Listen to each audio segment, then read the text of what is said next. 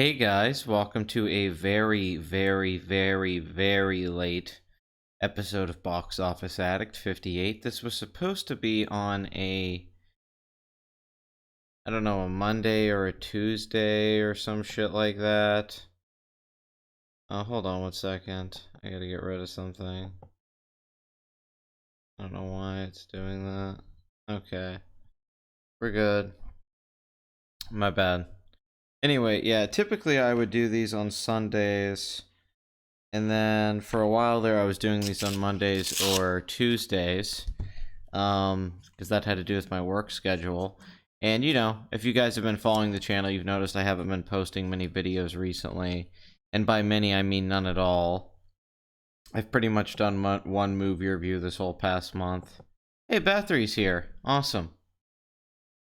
Yeah, maybe because it's the weekend, the algorithm will be kinder. The hits have been fine. The last few episodes have gotten over 500 hits. You know, I was very fortunate with like the Equalizer 2 having 8,000 views, or Jurassic World. It's more sleepy, Pat. I just woke up from a nap. Yeah, I like Deadpool 2. Thought it was all right. But basically you can usually tell with my voice though, can't you? I woke up and I was like, shit, I gotta do this. I was planning on doing this on Tuesday, and I came home and I said, okay, I'm gonna do this. And then I thought, okay, I'll do it Wednesday. And then I thought, okay, I'll do it Thursday. And I just couldn't do it. I was just so tired from work. I am a boomer. I'm a boomer bastard with a real job that is working me like goddamn slave labor. I mean, it's fucking insanity how much this job's working me. I don't know, Larry. It depends on what you've seen. I know it's late, Bathory. I'm sorry. I wanted to start this at like 4 today. I didn't get home till after 5, and then I just went to sleep at like 5:30. I woke up at like 8 something, and I said, shit, I gotta do Box Office Addict, because if we go into Sunday, I can't do it because the next weekend numbers will come in. So I don't know if it's any good, to be honest. I've heard it's bad. So we'll have to wait and see. RJ claimed in a Twitter post that his trilogy is still in the works, but Lucasfilm has not backed it up yet. Well, I guess we'll have to wait and see on that. Maybe he'll subvert our expectations once again. Turns out it's an Indiana Jones trilogy. I'm always tired. That's my secret, Cap. I'm always tired. They have me working 10 days in a row. I think actually 12 at this point. I was talking to my boss today, and he said, how many days have you been working? And I was like, 8. And he goes, 8? What the fuck? Because you've been working 8 fucking days. What the hell? And I'm like, you made the schedule, dude. Jesus Christ, pay the fuck attention. Yeah, I worked. This is my 8th day that I worked, and I still have to work a few days before I'm off. But I should be off next week, so I can do another Box Office Addict. I'm gonna go see a movie this week, and I think I'm gonna go see Crazy Rich Asians with the in-laws. Did you know that Happytime Murders was supposed to be a satirical noir crime thriller with possibly themes of racism until Melissa McCarthy got her hands as a producer? Yeah, we're going to talk about that because I heard about this movie years ago. Not much, Dr. Taco. Welcome to the show. Thank you for tuning in. This will definitely not be a high-energy Box Office Addict. I guess I have to start drinking coffee at 4 in the afternoon to do this show. You know, I drink a lot of coffee in the morning because I get up at 6 every morning. I have to get up at 6 tomorrow. But I guess now I need to, like, get home and drink a cup of coffee so I can actually do the show. I will be doing a review of Crazy Rich Asians. The only other review I did this whole last month was Upgrade, which I'm really proud of that video. I think it's very well put together. I like the editing and the flow of it. I think it's one of my better put together little videos, so... Yeah, I'm not interested in seeing Crazy Rich Asians, really, but my girlfriend's parents want to go see it, and they're coming to visit, so I guess I have to go. And I thought, well, that's an opportunity to review a movie for you guys anyway. Besides, this movie's like doing really well, so you know, why not? Why not review it? It probably won't be a long review. I'll probably just like do a quick little review of it for the channel. But basically, my channel's just dying because I don't make videos anymore. My job's completely ruined my YouTube channel life. Even when I first moved here, I was doing live streams on the regular, but now that I've been this last like month and a half of work. Oh, you thought the upgrade video was epic? Nice. Yeah, I thought the upgrade video was good. I really did. I thought it was well done all around. I have no real issues with it. I like the pacing of it. I like the way I use the footage. I like the review itself. I think is very good. So, it either sounds like it'll be bad or really bad. But it's nice we did this late, because now you guys got all the build up. I let you guys build up the anticipation.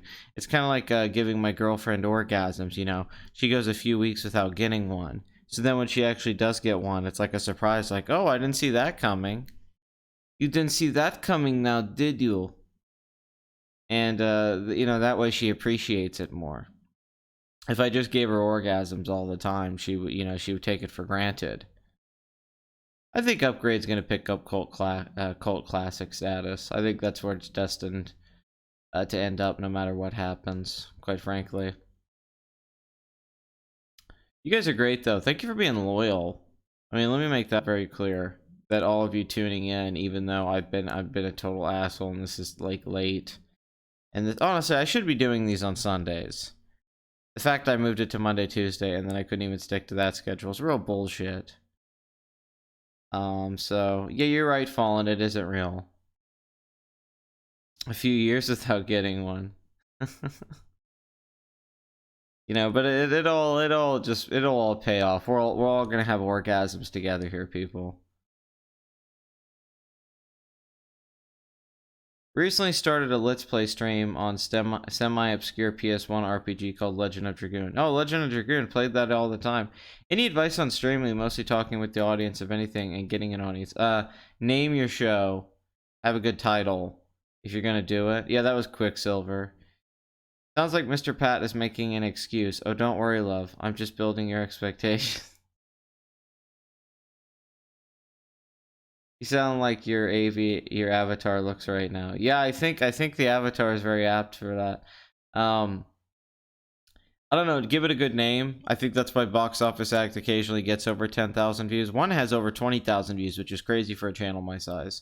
One of the Box Office Addict has like 23,000 views. Just have a good title. Thumbnail, whatever, just a picture. And to actually do a good commentary, I mean, you have to be able to talk on the spot. You have to be able to create a tone and flow with spontaneity, I guess, I don't think a lot of people are good at it, though, that have success with it, so I'm not sure. I'm not in the mood right now for orgasms. Yeah, that's how my girlfriend is, too. She's just not in the mood for them. Obviously. It has nothing to do with me.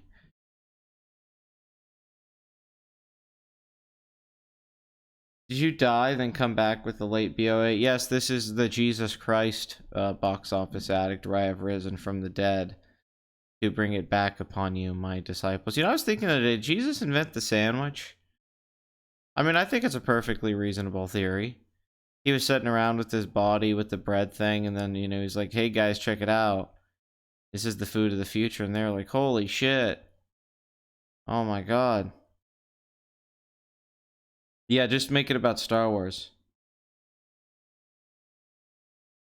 Pat, cut up that speed I gave you and pour it in your blue apron. Dinner. Okay. You'll talk a lot faster. You'll have a lot more energy. Okay, folks? Alright, gang? You'll be able to go to work and work double shifts all the time. Alright? Okay? God, I fucking got cut at work today. I look like a fucking emo kid. Bad. Screw orgasms. Give me the box office. Are you gonna review The Nun so you can just rant on the annoying ass ads? Huh. Good point. I guess so. I guess I'll go review The Nun for that reason alone. Why not? Yeah, the Jesus sandwich. You eat it and then 3 days later it comes back out.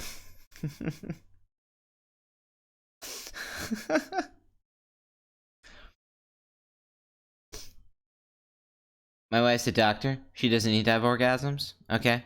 We only have sex to create children. I've only had sex twice for my children. Me and my wife. We've never had sex for pleasure. That's ridiculous. Okay, folks? That's really ridiculous. And the idea that you think I'm crazy? Down some coffee. Yeah, I should just take coffee and snort it. I just lay the coffee down on the table. Not even, like, put water in the coffee. Just snort it straight up. Like, alright, guys. I'm doing straight caffeine now. This is the real shit. This ain't that pussy shit.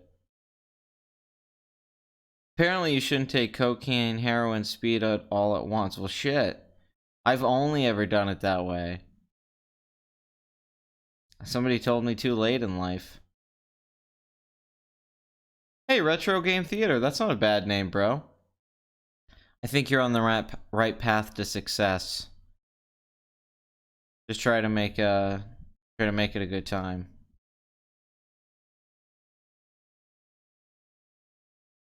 Eat coffee straight from the 10. Yes, I've talked about Rob Ager extensively on this channel. And Collective Learning. It is my favorite movie analysis channel on the entire platform, so yes. I pretend my parents only had sex the 3 times for my sibs and I. Well, I was there when your parents were having sex. I was having sex with them. And I can confirm that that's not true. Because we had sex several times. I'm out of the hospital and you're the one who sounds like you're dying. I'm dying up here. Well, don't worry, Blood Money. If it's a race, I still think you're gonna win. I'd put money down that you're still gonna win the death race, but we'll have to wait and see. Coffee is a drug called the brown. Hey, can I get some of the brown? You got that good shit? You got that good extra shit, man? I gotta go to the coffee shop, pay $6 for. Instead of it being like a shady drug dealer looking guy, it looks like a hipster barista type with the trench coat on. And he has different types of coffee on his jacket. And he's like, I know my coffee's fucking good, because I go buy the good stuff at the store. I don't buy the shit coffee, man. Okay, man? Okay, dude? While I like being social, I'm a little bit insecure about my voice because it sounds both really deep and deadpan. And sometimes I talk before I think of what to say. Any advice? Practice. That's how anything works. You know, I don't think the first few box office addicts are very good, probably, but, you know, you get better at it as you develop your voice and how to do these sort of things, you know. I'm pretty comfortable with live streams now, but they take a little while to figure out, just like anything. I mean, watch my early YouTube videos. They're pretty bad. I mean, really, you know, it's just practice doing it, and you should get better at it naturally, is my thinking on. I mean, maybe I'm wrong. Maybe you'll always suck. But I think after 50 plus episodes, I've got a groove down on just how to do it. Not every episode's as good as other ones, and not every video is good, but you know how to do it, and that's what matters. And then sometimes, you know, you get inspired and everything makes, you know, it comes together. Serendipity is really part of it too. Things have to come together. I was thinking about it the other day. Like, are the Beatles like the best example? Well, one of the best examples in pulp culture of serendipity, like, because really, the proof of it, that they were from Liverpool, that they met those guys, that they were around in their decade specifically. You know, I was thinking about that the other day. That it's weird. Some things are probably only as great as they are because of the circumstances that led to it. Spike Lee hates my people. Yes, he does. Yes, he does. It does help to know what you're talking about. That's true. I guess so. Yeah. Talk about something, you know. If you know a lot about a lot about Legend of Dragoon or RPGs or the language of video games, then yeah, rely on that. Rely on your strengths. Don't try to talk out your ass. Lean on what's good for you.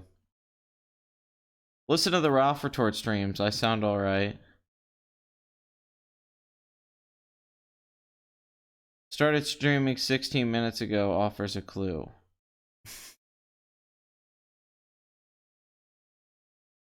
Oh yeah, shit, 16 minutes ago. I guess I need to get to the actual box office and make the show what it's about, which is the fucking box. Oh, it's never been about the box office, though. Who am I kidding? It's a goddamn lie. Kate Beckinsale was hot in Serendipity. Kate Beckinsale's hot in everything. Oh, I was listening to Carly Rae Jepsen at work today. That was fun. Some guy came and talked to me. He's like, "Oh, you like Carly Rae?" And I'm like, "Goddamn fucking right, I like Carly Rae. Emotion's best pop album in years." By the way, people who don't like Carly Rae, I don't want to fucking know them. And then we listened to Run Away With Me. How could she be both cute and sexy at the same time? There's some devil magic voodoo shit going on there. It's very, I mean, like, seriously, with Carly Rae. Carly Rae, there has to be some divine intervention going on because nothing else makes any fucking sense.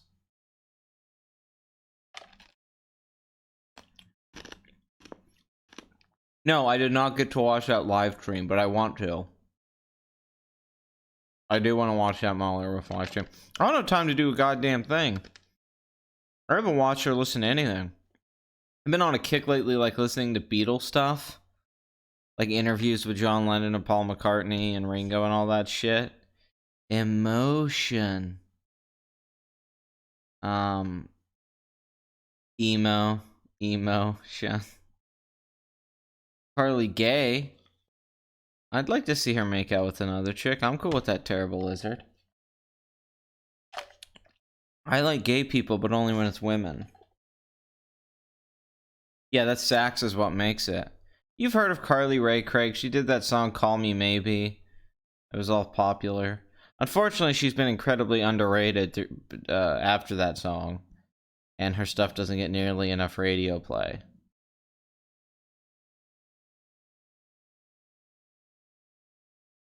Beatles between Carly Rae. I mean, obviously, I mean, Emotion's better than the White Album and Abbey Road and all that. I mean, let's not debate this. I am a newbie to Dragoon. Looked up the plot, though. But I've played several RPGs, and I've played a lot of video games.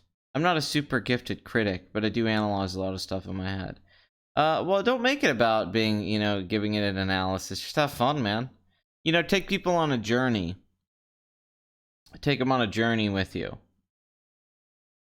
There was e-drama between Your Movie Sucks and Patrick Williams. Well, please tell me in the chat what the fuck that was. But if you're gonna play the game, take people through that. There are gay people who aren't women. Yeah, apparently there's dudes out there like to suck dick. I don't know what's wrong with them. They're crazy, quite frankly. So if you're experiencing the game, take me on that experience. Put me in your headset. Why you're doing what you're feeling when you're going through it, what you're feeling about the story, what you're feeling about the gameplay mechanics. Make it a little funny, but make it exciting. That's the thing. You can create a narrative inside of that, or themes inside of that, with without much, basically tell a story, but do it in an organic way. Don't try to force it or anything like that. But I think with a video game live stream, the best ones I've seen is when you actually feel like you go, not just that person plays the game, because a lot of the time you just watch one to see the video game footage of a game maybe you don't want to buy or something, but to watch one if you do know the game, because that's a pretty popular game. I would imagine the hook would be that you would have to be able to present the game with a perspective that is entertaining in its own way. But what about traps? Pat, what's your opinion on the Hobbit movies? They fucking suck. That's my opinion on the Hobbit movies. In particular, the second movie's really fucking awful, Desolation of Smaug. The first one's okay. I won't deny that. There's good scenes in the first Hobbit movie, and overall, tonally and all that, it's the best one. It's still got tons of problems, but I actually don't think it's bad. The second one I think's awful. The third one has an awesome 15-minute opening with Smaug, and then the rest of it's just a bunch of video game fight scenes. Patrick H. Williams made a video about plot holes and how it's wrong to criticize his favorite films, and Adam told him a lengthy comment that he's an elitist. I mean, yeah, but Adam's kind of an elitist too, but I'm glad that Adam's throwing some shit at Patrick Williams. I mean, really this whole idea that you can't talk about plot holes, or you can't nitpick movies. Even though I don't like nitpicky reviews, I certainly think that. I know Dishonored was like, they try to say that about me or your movie sucks. It's like, listen, dude, your movie sucks does nitpick. People could try to spin it around. I've watched almost every review that guy's put up, and I'm a fan. I like Adam's work, but to act like he doesn't I mean, it's the definition of nitpicking. I'm not saying all of his criticisms are nitpicks, because they're not. Plot holes are not nitpicks. We're talking about things that work, but sometimes he'll talk about, like in this Whiplash review, he talked about the time matching with the sound on the music. I mean, he'll go into little details like that and talk about them for a few minutes. Like, if he just mentioned it for like 10 seconds, whatever, but sometimes he'll focus on something for like minutes. It's like, that's nitpicking. That doesn't mean it's bad, but people can't, like, everyone can't get offended every time they get told they're nitpicking. Like, quit telling me I nitpick. It's like, sometimes you do. I mean, it's fine. It's not a big deal to like, if you want to nitpick, that's fine. I can nitpick the shit out of a bunch of movies, you know? Like, it's not a negative if that's something you like to do, but don't get upset when people have a problem with it or call you out for it. See, a lot of people get really defensive about that, the term nitpicking. They're like, how dare you claim that I nitpick because I focused on things that ultimately I don't mention in some other reviews of mine, or I don't put that attention to detail into other reviews of mine. I'm just going to praise the composition and this story that really has nothing to it. It's almost a movie with a lack of characterization, but I'm going to praise it. And then this other movie that is more of a mainstream film, I'm going to rip to shreds every little piece about it, and then I'm going to act like I've reached this high level of objectivity or something like that because I prefer films with, quite frankly, just less meat to them. It's almost like they think less is more. A lot of these people, it's not exactly that they want films with a great screenplay and great characterization. They want films with nothing, and then films that are mixed bag, that have a lot of problems. They kind of ignore the qualities, and then they'll spend forever just going after. I mean, there's a lot to unpack here. I have problems with a lot of people on YouTube's reviews and stuff like that, but it's not like my shit's perfect. I try to avoid nitpicking. I don't think I do nitpick, and I think my reviews are more about themes and what I think the filmmakers are trying to accomplish, and occasionally I'll mention things like the cinematography or the way it's edited or the sound mixing and all that, but I don't really think I focus on that stuff as much as other people do. And I also think I don't try to pick the whole movie apart in this insane, even though that's fun and it's fun to watch videos like that. I was on the stream and neither Rags, Dishonored, Wolf, or Mahler knew who Terrence Malick was. Really? Dishonored, Wolf, and Mahler didn't know who Terrence Malick was? He also made a terrible video about YouTube critics aren't real critics, like AOL Scott and Roger Ebert, instead to watch movie critics of color. Well, what the fuck? Patrick Williams made that video? That's bullshit. Yeah, I think so. Yeah, I think when a movie's really bad, nitpicking's okay. But when it's just a normal movie, I mean, it's just something that YouTube critics do. Unfortunately, it's something that's become a gimmick with a YouTube critic, is because of it's an internet critic thing. Instead of actually trying to write an interesting analysis or have one like Rob Baker does. Rob Baker actually has interesting takes on movies.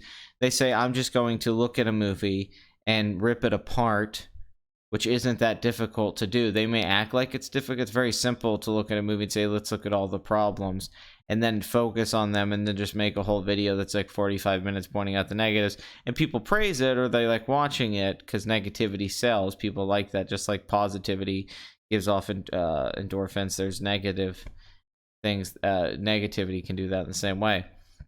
Just like people used to do with SJW videos that were obviously bad. Instead of actually having a unique take. You know, a lot of these movie review channels, my biggest issue with them is they never say anything.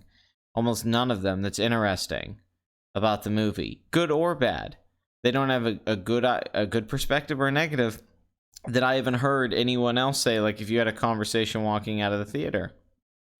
And that's one of my issues. I'd rather hear somebody say something where I'm like, oh, wow, that's an interesting point, instead of being like, well, yeah. It's almost clinical sometimes. Like they're passionless about films.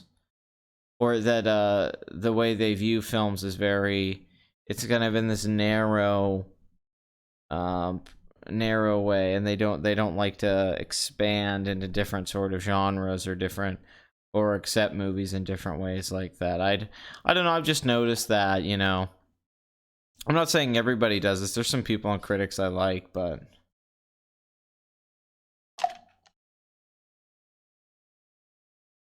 yeah, Mahler definitely doesn't like art house movies. You can tell. Not that that's a bad thing. I'm not criticizing him, but yeah, I didn't think, yeah, that was one of the weakest Plinkett reviews actually, if not the weakest Plinkett review. I really like Plinkett, obviously. The biggest problem, I guess, is just there were so many Last Jedi videos, and Mahler did like a 5-hour one, ER did a long video. There just wasn't much left to say. The only interesting things I think they said was the idea that Ryan was just overwhelmed by the project and was in over his head, which I think is probably true. Instead of us making him this villain character, he probably was just overwhelmed and not up to task to do the job. Honestly, he's just a very overrated writer. He's just not a very good writer, and I think he didn't know what to do. He's a decent filmmaker. He knows how to technically make a movie very well. I don't think he's ever been a very good writer. I think Brick is just a one and done kind of thing. I don't think he'll ever be able to write another really a decent screenplay, quite frankly. But then, you know, that thing I liked, and there was a couple other things I just can't remember. The thing with the planet was fun. But like, well, it's right fucking there. How will they escape? Even though I've seen that in other videos, obviously. And the Rich Evans being Ryan Johnson doing the wine tasting, the short film wine, that was very funny. But for the most part, it was upsetting for how much I was waiting for that review. Was, yeah, Ryan being his son was funny. I was really hoping that would be like a 2-hour video that really went into it. I mean, he didn't even talk about Luke Skywalker at all. He skipped over so much stuff. He didn't talk about the Mark Hamill stuff. I thought the Ghostbusters video was way better, which is shocking to me, because I think The Last Jedi has so much material. Part of me thinks that Mike hates Star Wars now, and he doesn't want to fucking talk about it anymore. And they just, you know, I think they have less interest talking about it in general. Just the Star Wars as a universe and all that stuff, and I really think that's the problem. That's really one of the things about Last Jedi. Is it's such a weird film. It's one of the weirdest. It's not just a bad movie. It's a strange film. Like the decisions in it, you're like, what the fuck? Why would you do this? It's not necessarily just them doing it being bad, but why would you think this is a good idea? Especially when you see those deleted scenes like Rose biting. My only theory on, because Plinkett's talking about the comedic elements and the fantasy stuff, my only theory is I think that Ryan Johnson thought he was making like a blockbuster big budget version of like The Princess Bride. I think that's what he thought he was doing. That's my only theory going into it, is that he was thinking, I'm going to make something great like The Princess Bride, or like something more like Matthew Vaughn's, what's that film called? Was it called Starshine? God, fuck. I really like that movie. I can't believe I can't think of his name right now. Stardust. But I think he thought he was going to make a film like that, that's kind of got this light comedic tone, but it's a fantasy. And I really think that's what his mindset was going into it. I think he thought he was brilliant enough to pull that off, which was just, even that's a weird choice to go into a Star Wars film thinking to go with that tone. I think that was a really weird decision and miscalculation, but it was probably born out of arrogance or trying to think, well, what haven't I seen in a Star Wars film before? And it's like, oh, I haven't really seen a Princess Bride type movie. I haven't seen something with that. I think he thought he was going to do something that was really witty. I think he thought it would be smart in that way, which is funny when you think about it, because it's just, you can really read into that, to Ryan Johnson's ego. That's the only thing I could say. I wouldn't blame Mike for not wanting to talk about Star Wars anymore. I mean, I don't blame him either.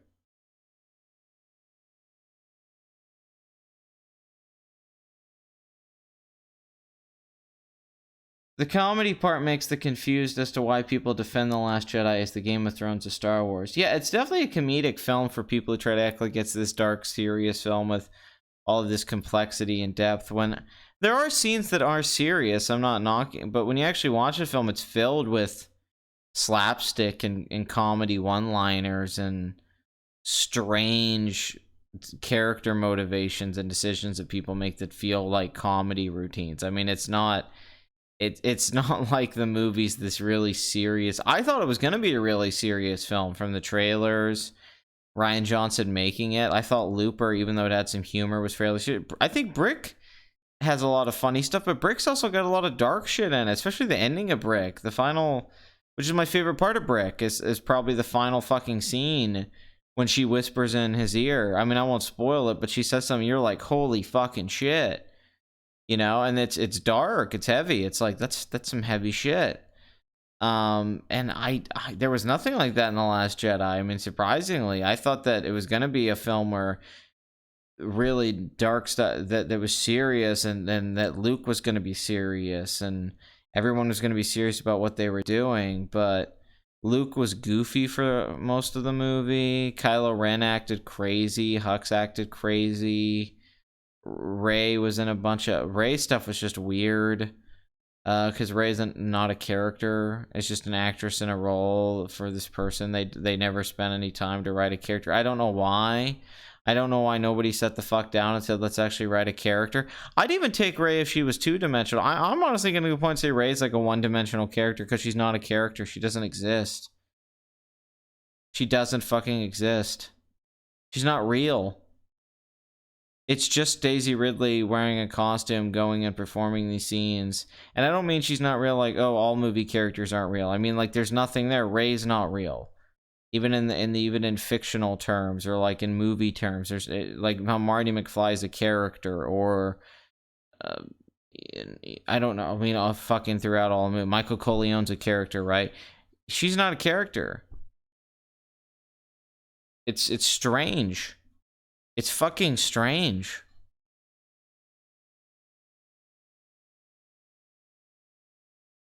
Oh yeah, Princess Bride's wonderful. That's a good criterion to have, my friend. Wonderful movie.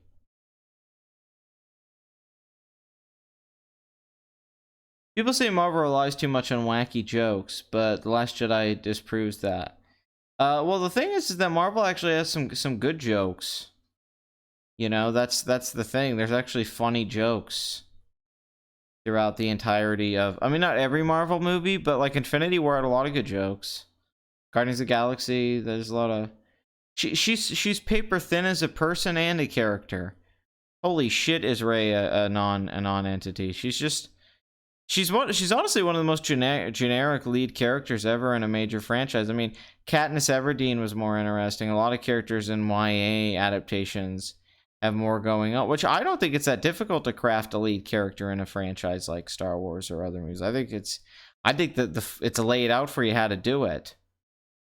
The problem isn't that she's one-dimensional. The problem is she's boring and there's no stakes. She's incredibly boring. It's hard to care about her, and it's hard to even get why she gives a shit about anything that's going on, because you don't know anything about her. I mean, she really doesn't have many motivations, and she doesn't spend enough time with anybody. You know, I was kind of like, oh, her and Finn will be friends, but she spends no time with Finn in this movie, and her and Luke's relationship is nothing. So the only really thing that she has going on is that relationship with Kylo, where he's like, you're nothing. I mean, even Ryan Johnson thinks what I'm saying is true. It's in the movie. It's in the subtext. He says to her in the fucking movie, you're nothing. You come from nowhere. You have no part in the story. Kylo Ren is saying this. So Ryan Johnson feels very similar to this. In fact, I'd say Ryan Johnson did not like Force Awakens. I think he did not like Snoke. And I think he did not like Rey. And I think Last Jedi, it's clearly in that he didn't fucking like the... I mean, I think it's very clear he felt that way. Like, he didn't like what JJ did with it. He might claim otherwise, but I've seen this fucking movie, and their subtext is clearly being said, because in the fucking Last Jedi, Ryan Johnson doesn't understand subtlety. He just states things. I didn't see the video, but apparently it's pissing everybody off. And everyone's making fun of it for him being a retard. I mean, Patrick Williams is terrible. He's one of those typical, like, video essay channels where, like, I'm going to do the same editing as every other video essay channel. I'm not going to say anything. I don't know anything about her. Her parents left her on a desert planet And she has all the powers in the Force. Her sense of humor is like just not there. She has no sexuality. I thought she was looking for a family. I guess that's what she does. But they only spend a little bit of the movies on that, her looking for a family. It's not really about that. And for some reason, she wants to train in the Force and be a Jedi and save the day and fight the bad guys. But, like, I don't really know why. She has no real personal... You know, Luke's parents were killed... well, his uncle and aunt were killed by the Empire.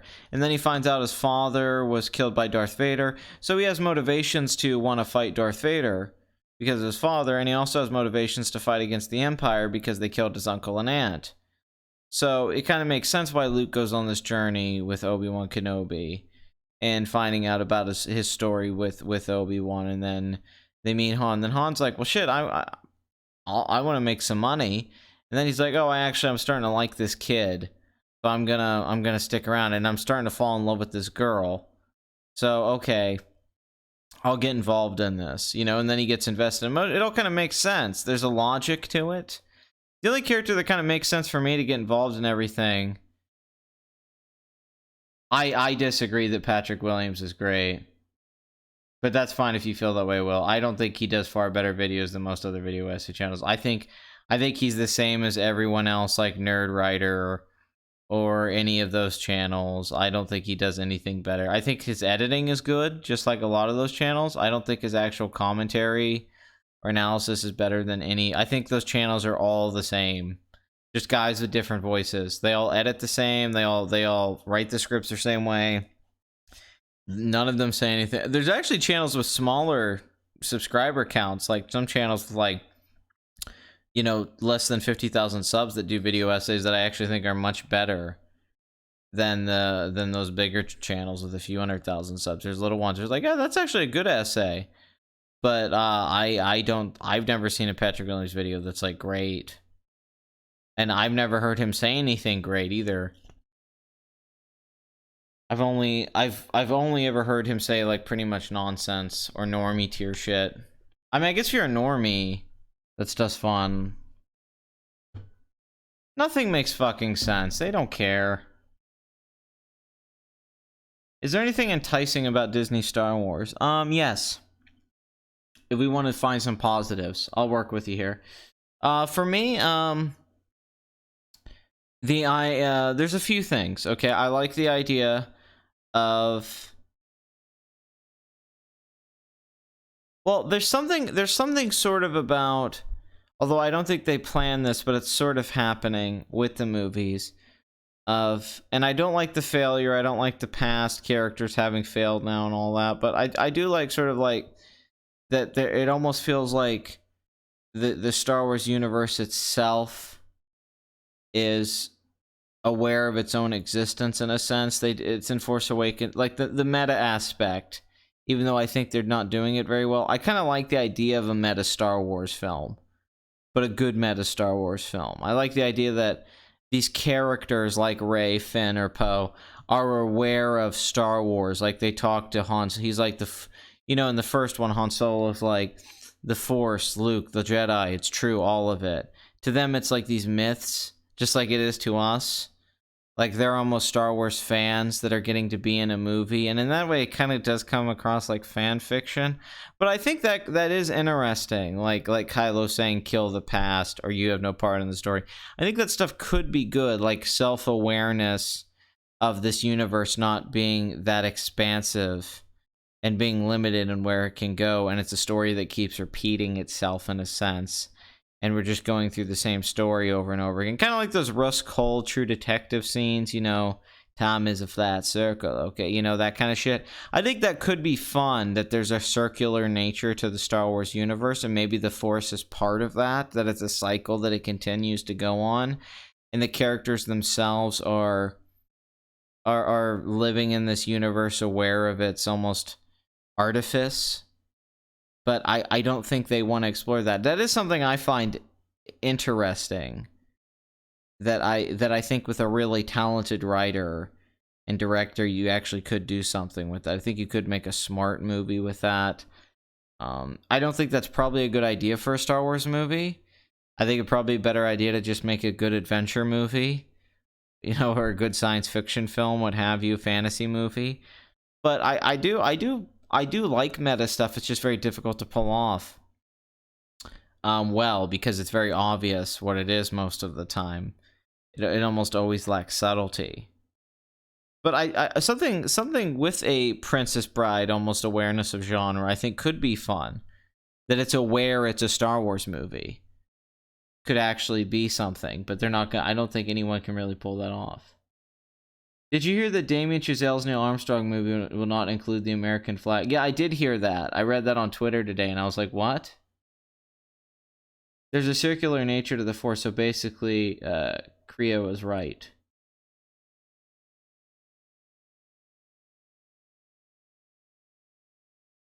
Oh, I'm more excited about Villeneuve's Dune as well. I mean, as you should be. There's no fucking reason to be excited about any more Star Wars movies. I didn't read what Will said at all. What did Will say? Modern meta is mostly cheap to pull off now. Yeah, it's gimmicky. For sure. I guess we should actually get to the box office. Okay, Searching, starring John Cho, which is a movie I actually really want to see. This film's getting very good reviews. 388,000. And God, is that in the 1,200 theaters? Actually, that's got to be the limited 9 theaters. Okay, it's opening wide. I was about to say, okay, it's opening wide. I actually heard this film might do really well. Looks really good. I'm gonna skip over a bunch of shit. Jurassic World Fallen franchise, 1,294,000,000. Great performance. I've talked about this a lot. Incredibles 2 is at $1,142,000,000, $597,000,000 domestic. This has a good shot of becoming the highest grossing animated film of all time worldwide. I think this could really pass Frozen. It's very close. So this is pretty crazy. I never would have thought. I mean, I thought this would make $1 billion, but yeah, it looks like it has a good shot at making 1.2 billion. Ant-Man and the Wasp turns out was not the disappointment and bomb that I've been talking about it being the last year. Well, not really a bomb, but disappointing performance when the first Ant-Man made 519 million, 180 million domestic. Now with the release in China finally happening, Ant-Man 2 actually is kind of coming around and becoming the film that we thought it would be financially. So it's like, oh, Marvel does it again, because the Chinese opening was 68 million. Now it's at 545 million worldwide. That puts it ahead of the first film. Now domestically it pushed across 210 million, so now it's at 212. So with the budget of probably 160 to 170 million, I don't know what the I'm assuming it's around 170 million. It might even be less than that. It might be 150 million on this movie. Now it looks like it's going to make the 600 million worldwide, which it honestly seemed like it wasn't going to make pre-China. And after an okay opening weekend, 75 million wasn't a bad opening weekend. It didn't hold that great in its second weekend, but it's been holding better as that went on. Yeah, it sure did make the 230, 240 that a lot of people thought of if it broke out, or maybe the 700 million it could make, but it's going to make over 600 million worldwide. That's over 100 million more than the first film. I don't think the budget on this film is probably that much higher than the 130 of the first. I mean, I would be surprised if it cost that much more. I honestly think this is probably one of the cheaper Marvel films. So all around, very good reviews. Looked like it was going to have a disappointing run. Looked like it was going to have a hard time making much more than 500 million, but that is no longer the case. Thank you to the Chinese box office, which is where the first Ant-Man was very successful. We kind of knew this would happen, but it was just the waiting game with this movie. That was the real issue, but now a lot of stuff I said over the last few weeks is bullshit. Just kind of like when I talked about Spider-Man Homecoming. And I was repeating how it seemed like it was going to be disappointing and not have a great run, and then it ended up making like $900 million. So I was thinking about that. I would like to see the Duffer Brothers do a remake of Silver Bullet with the kid who plays Dustin as the kid in the wheelchair. And I want to see John Hamm as the priest werewolf. Right? That sounds like a good fucking movie. Haven't there been numerous Force chosen ones before Anakin as well? What is this, The Matrix with Neo? And the one?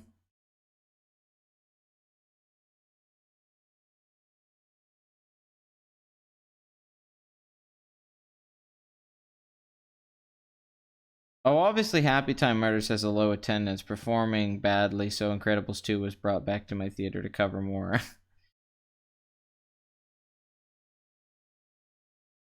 Okay, so anyway, Ant-Man and the Wasp, yeah, great performance. Mamma Mia, here we go again, is having a really good run at the box office. Not quite as good as the first film, but it didn't need to do as well as the first film. $116 million domestic. That's actually pretty good. It's at 351 million worldwide. That's phenomenal. The first film made 609 million worldwide. This will not make that kind of money, but this should be able to make over 400 million worldwide. So, with the $75 million budget, I can't complain there. The Equalizer 2 continued to have a decent run on par with the first film, which made 101 million. This one's at 98 million right now, 2 million this past weekend. 146 million worldwide. The first film made 192. The budget on this film is only a few $1,000,000 more, but it's still making less, even though it had a better opening weekend. But overall, this isn't a bad performance. Looks, once again, Denzel Washington, very consistent. Hotel Transylvania 3 continues to be a monster hit. $2.5 million, $158 million domestically. Yeah, this is going to pass both films worldwide. I didn't think it would be able to. I didn't think it would pass the $473 million of the second film, but it's going to. Honestly, this film is probably going to make $500 million. And then the first film, it's already passed the domestic total 148. The second one made 169. I don't think it'll quite reach that, but it could probably still make 165. So with an $80 million budget, and then let's say marketing, is whatever. Yeah, this is going to be a highly profitable film. Three of Adam Sandler's most successful films is this franchise. We're probably going to get Hotel Transylvania 4. I'm shocked because this is Summer Vacation. This is something that's not even really in the same genre, like of a Universal monster movie, putting them at a beach, unless they made it kind of like a 60s beach movie. Maybe that was the plan. I haven't seen the film, but from Genndy Tartakovsky, the creator of Dexter's Laboratory and Samurai Jack, this is very successful. This did as well as honestly, in some ways I think this is overperforming. I think this is doing better than what you could even hope for. Let's see. Slender Man, 2.7 million, 25 million domestic, $34 million worldwide on a $10 million budget. Not a total bomb, but not doing the great. I guess this film's Axel or AXL. I don't know if it would fall under an acronym, but what the fuck is this movie?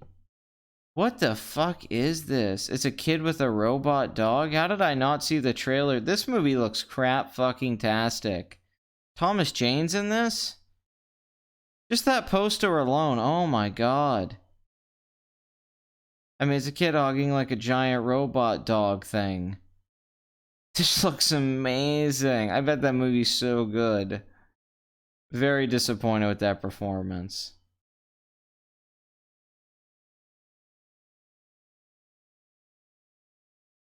Well, you're never annoying. You don't annoy me. Blood Money's just a troll. What's the last film you saw in the cinema? Mission Impossible Fallout. I haven't seen anything since that.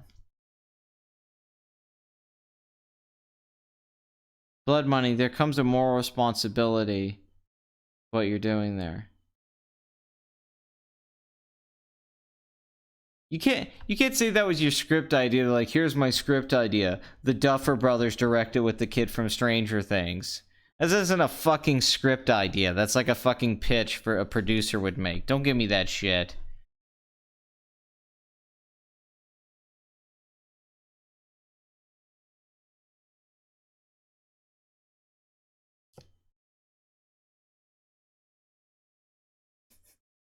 No, Will, you are not Will Wheaton. Oh, it looks like a Transformers knockoff. Hey, long live the patriarchy. Haven't heard that in a while. Of course, my friend. Remember when I used to start this videos and I would say, hey, assholes? The videos would just start, hey, assholes, patriarchy. Oh my god, the patriarchy went away, but the assholes all stayed. I like your videos, thank you. Well, I like you, Lily. But Lily, why? Why do you like the videos, Lily? Why?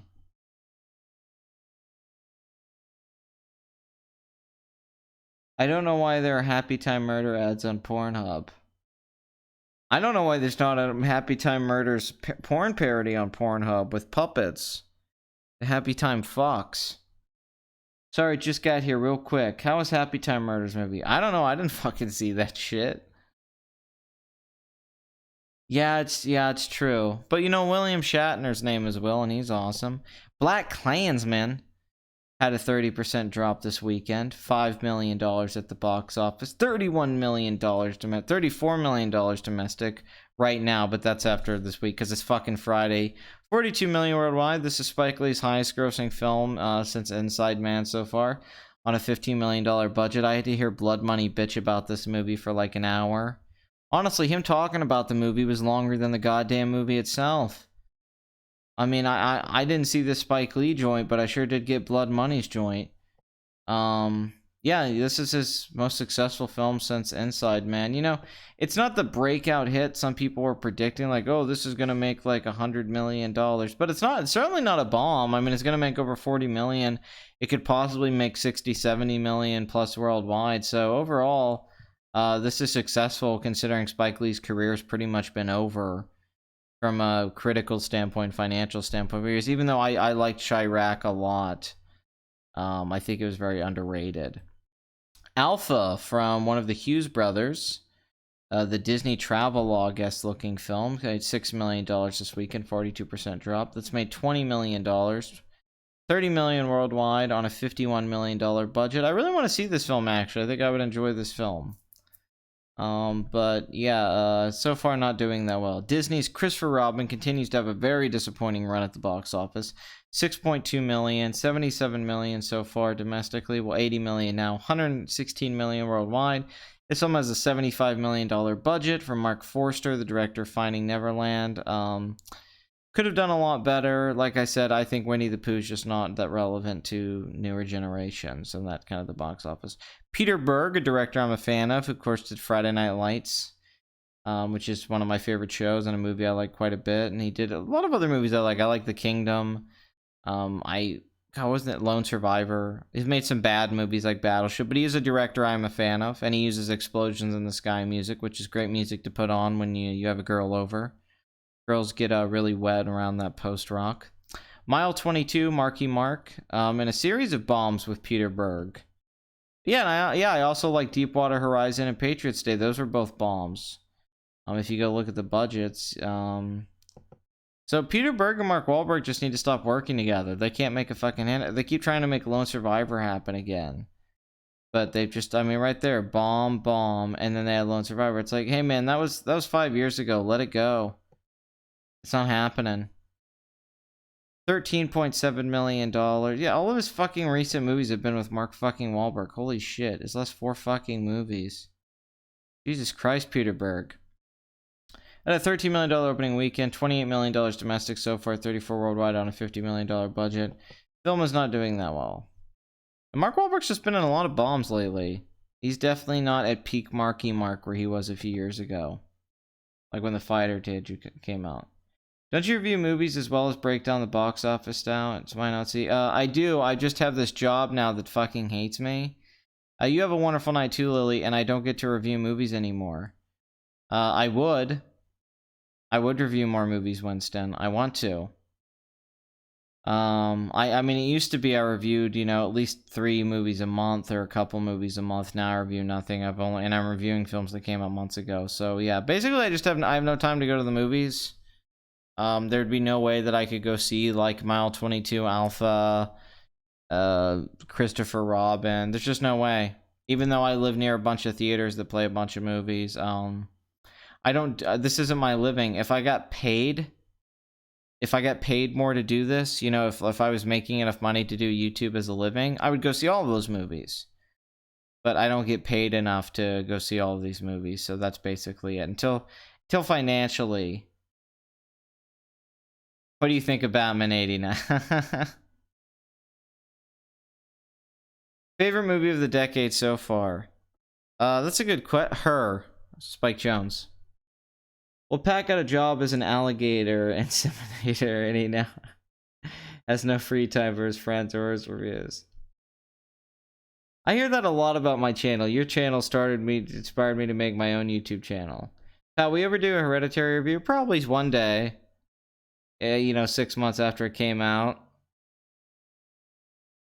I guess because my YouTube channel's so mediocre but got subscribers, people are like, you know, you inspired me to do one, because if you can do it, I can fucking do it. If this dipshit can have some form of success, I can too. Mission Impossible Fallout, $8 million over the weekend, 24% drop. Those are great numbers.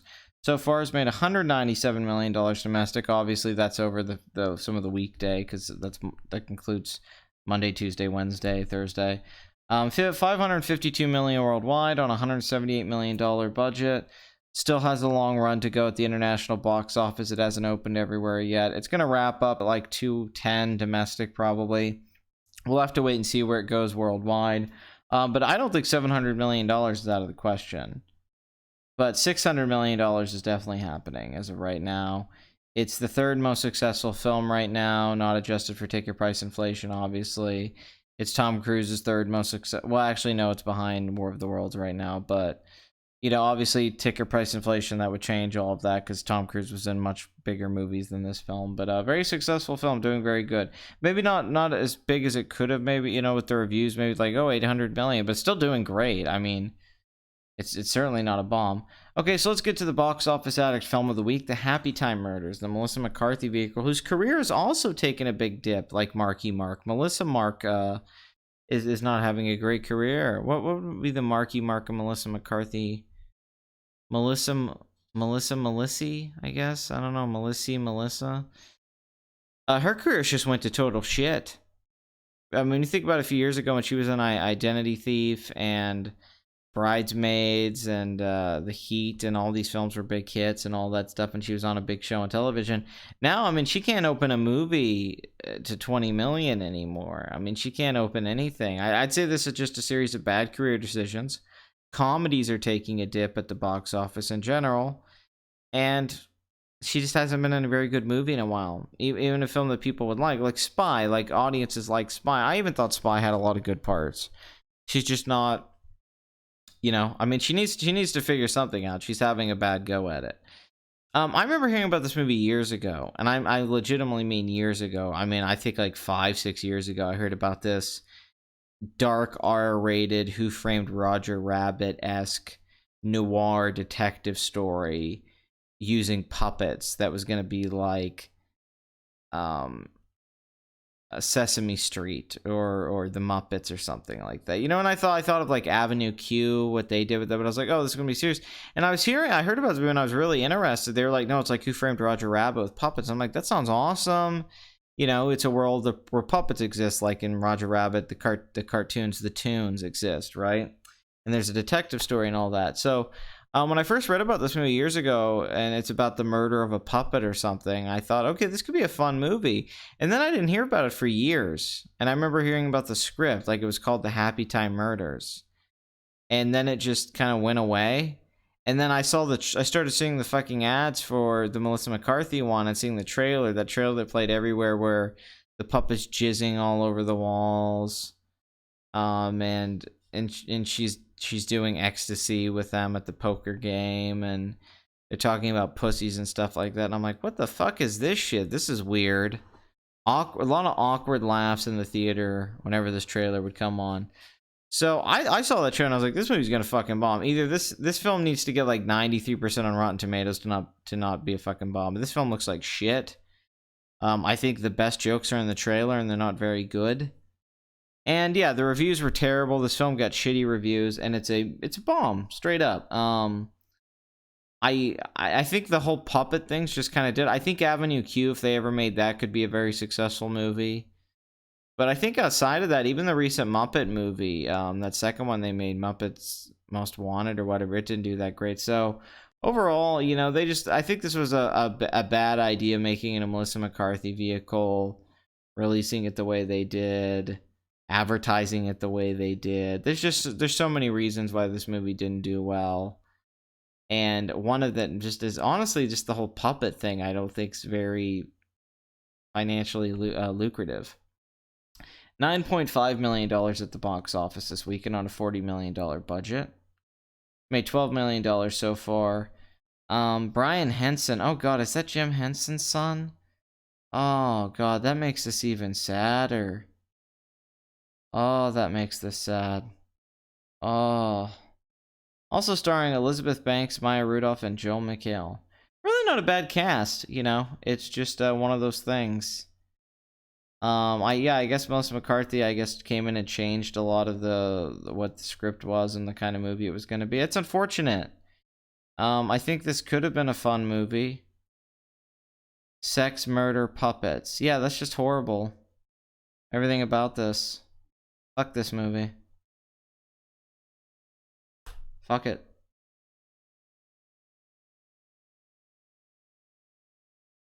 Blame Melissa McCarthy for Happytime Murders ended up. She became the producer, inserted herself as the star, and then did a little rewrites on the script. But she didn't do little rewrites because she's a big personality.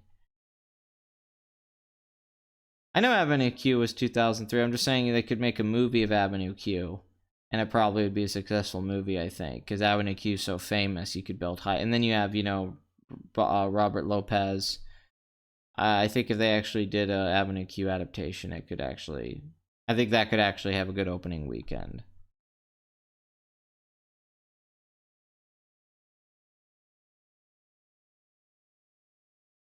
No, I have not seen A Girl Walks Home Alone at Night.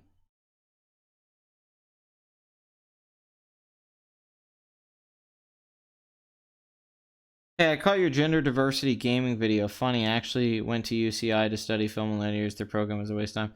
Oh, was that a video I made called Gaming is Hard? So, Pat, won't go see Happytime Murders, but will he see Batman 89?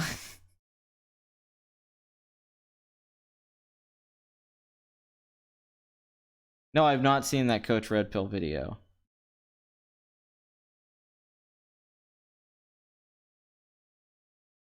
But the real question is, Pat, what about Batman 89?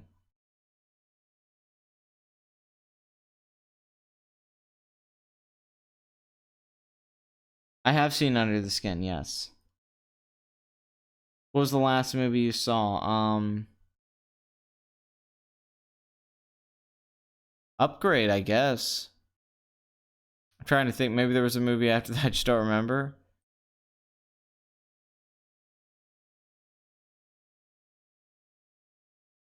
It was amazing. I agree. Jim Henson's work on the Henson Company's work on Ninja Turtles was great. So yeah, that's the Happytime Writers. Let's talk about the Meg. $12.8 million this weekend.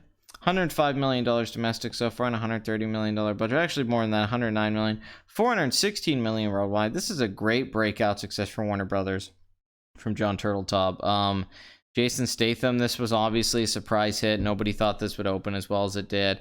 I always thought it would do well internationally. It was made for a Chinese audience. Never thought it would do well domestically. And there's really nothing compared to it because people are like, oh, well, shark movies would do. So not really. They've made shark movies over the last decade. None of them were like $100 million hits. I don't know how the fuck. I guess with the Jurassic World success and this, maybe people just want monsters right now. The new Godzilla and Kong movies did well. Maybe people just want monster movies, I guess, is my only. That's the only thing I can think is people like monster movies. But yeah, this had a great opening weekend. It hasn't held very well.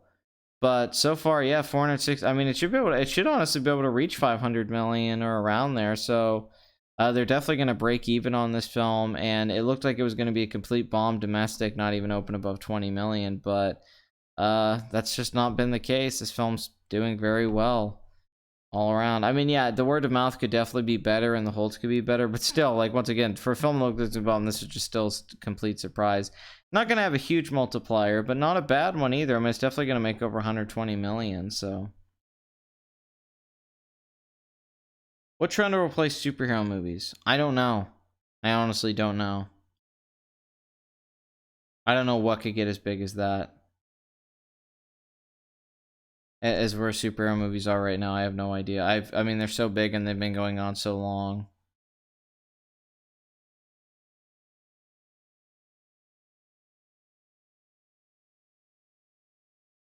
Full disclosure, I saw 2001: A Space Odyssey for the first time on IMAX on Sunday. Well, that's cool, Will. That's a nice way to see it for the first time.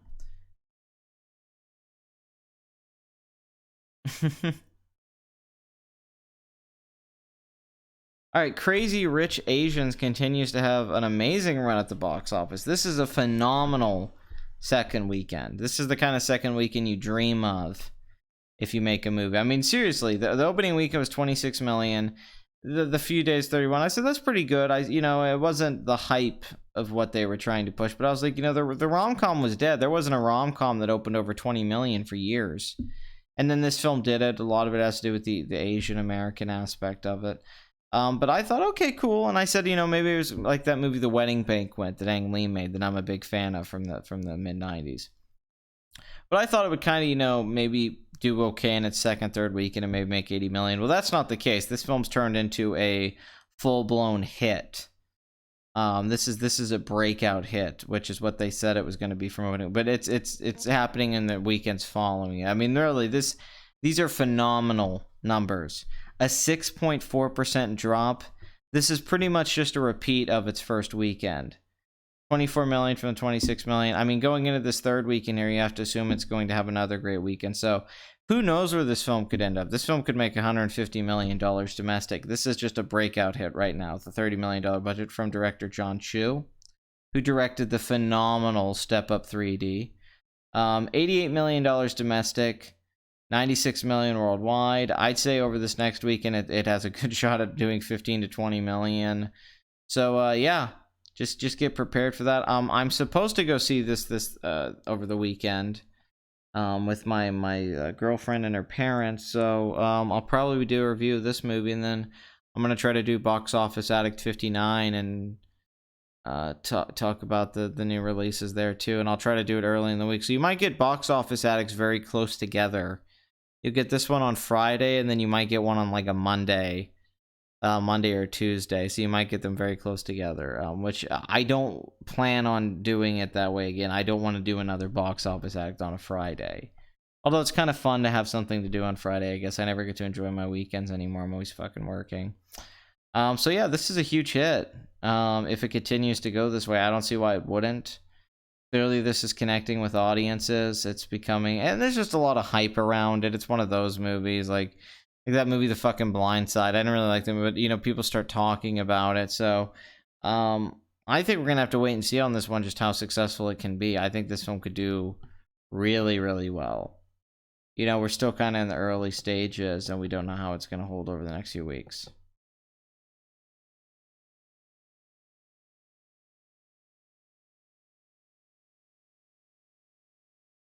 Oh, so hold on, let me look up what... I'm sorry, I was trying to read what Bathory was saying.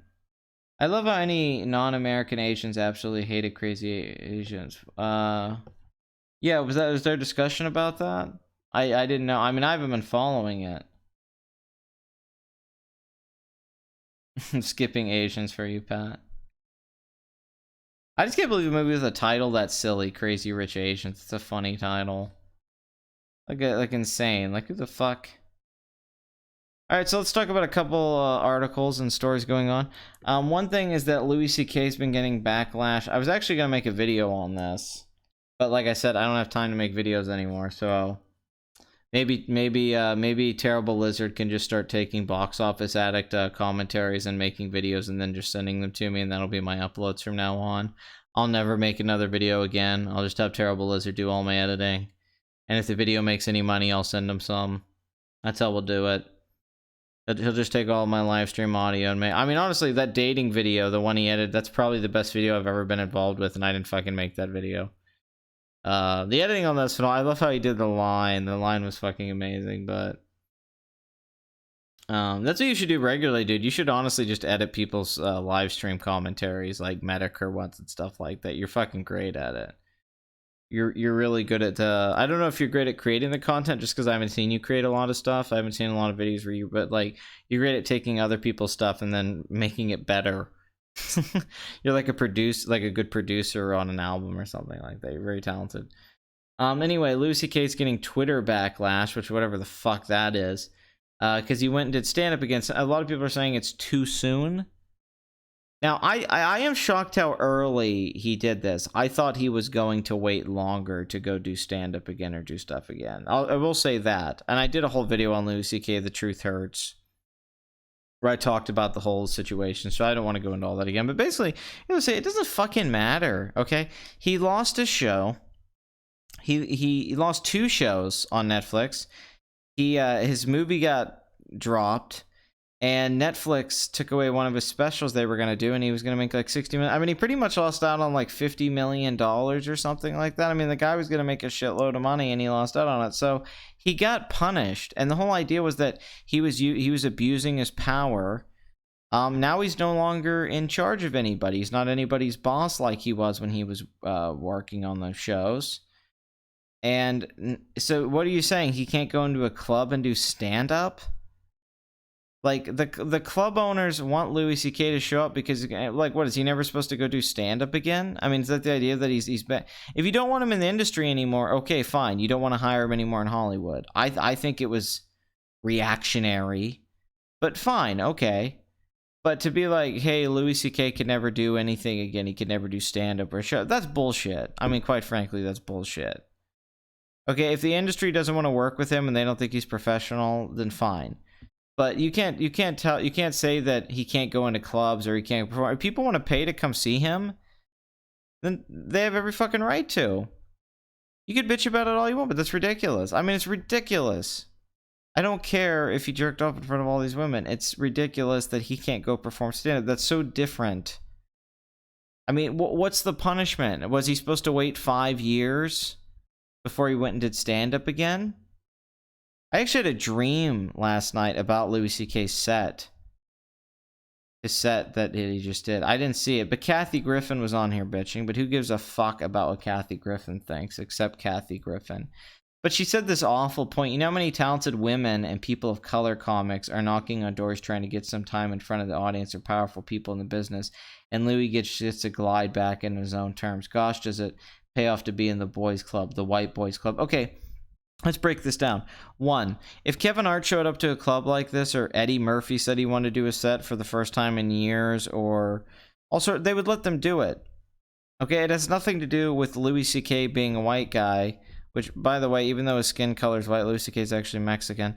But it has nothing to do with Louis C.K. being a white guy. It's because he's Louis fucking C.K. At one point, he was the biggest comic in the country, and everybody wants to see what he's going to say and talk about after all the controversy. So, of course, the club's going to let him come in. Why would they let some random chick or a person of color perform when they can get Louis C.K.? That's a fucking ridiculous point. You're acting like there's all these brilliant black comedians or female comedians out there that they're funnier than Louis C.K. Then why aren't they famous? Oh, it's because of their race or because of their gender. It's not that Louis funnier than them. Like, oh, Kathy, I'm not as big of a star. Me, Kathy, you're not fucking funny. That's an awful point. That's identity politics bullshit, which is obvious. I don't even have to go beyond that. But like, it's just money. The club is going to make money having Louis C.K. there. Are they not allowed to make money? They're supposed to bring people in for representation and lose money? I mean, you don't think if Dave Chappelle showed up, they would let Dave Chappelle on in front of other people, including white comedians? I mean, what fucking world do you live in? Whatever, comedy being a boys club, blah, blah, blah. Louis just went on a long vacation and didn't do anything that he showed that he reformed and changed. What is he supposed to do to show that he reformed and changed? He had that whole piece in the New York Times, and he lost everything. He legitimately lost everything. He's not going to be able to finish Louis, which was a show a lot of people are invested in, myself included. That other show, Better Things or whatever, got canceled, that he was a producer and writer on. And he's probably not going to get to do another stand-up special. I mean, what fucking more punishment do you need? I mean, I think he got punished pretty fucking bad. He didn't do anything criminal. He didn't break the law. He's a multimillionaire, finally got some sleep after working nonstop for years. This is how we are making people are paying penance in the Me Too era. What are they supposed to do? What are they supposed to do? Louis C.K. getting a standing ovation for dropping into a comedy club less than a year after admitting sexual misconduct tells you all you need to know about a society who applauds powerful men for doing less than the minimum of decency. That is not what it means at all. It's just because people came to see comedy and it's funny. And honestly, you can try to make him Harvey Weinstein or Kevin Spacey, but he's not. Not the same thing. Can you imagine the bank you're working at hiring back the guy who jacked off in front of the women without the consent because he had been like a year or something? Well, that's a false equivalency, quite frankly. That doesn't make any fucking sense. If you worked at a bank and some guy jerked off in front of you, was fired from that bank, and they hired him back, that'd be fucked up. Louis C.K., going to stand-up clubs as a stand-up comedian and performing live shows is not the same thing at all to somebody working at a bank specifically, or at a restaurant, or at a Walmart even, or some shit like that. It's not the same fucking thing. That's like saying, can you believe a guy went and played an acoustic guitar show at this coffee shop, even though he slapped a girl's ass at this other coffee shop? Like, that doesn't make any sense. That point you're making makes no fucking sense. You're legitimately talking nonsense. Like, that's a bullshit tourism. It's like, what I'm writing is really fucking clever and makes a point. And it's like, oh wait, I made no point at all. He didn't get hired back.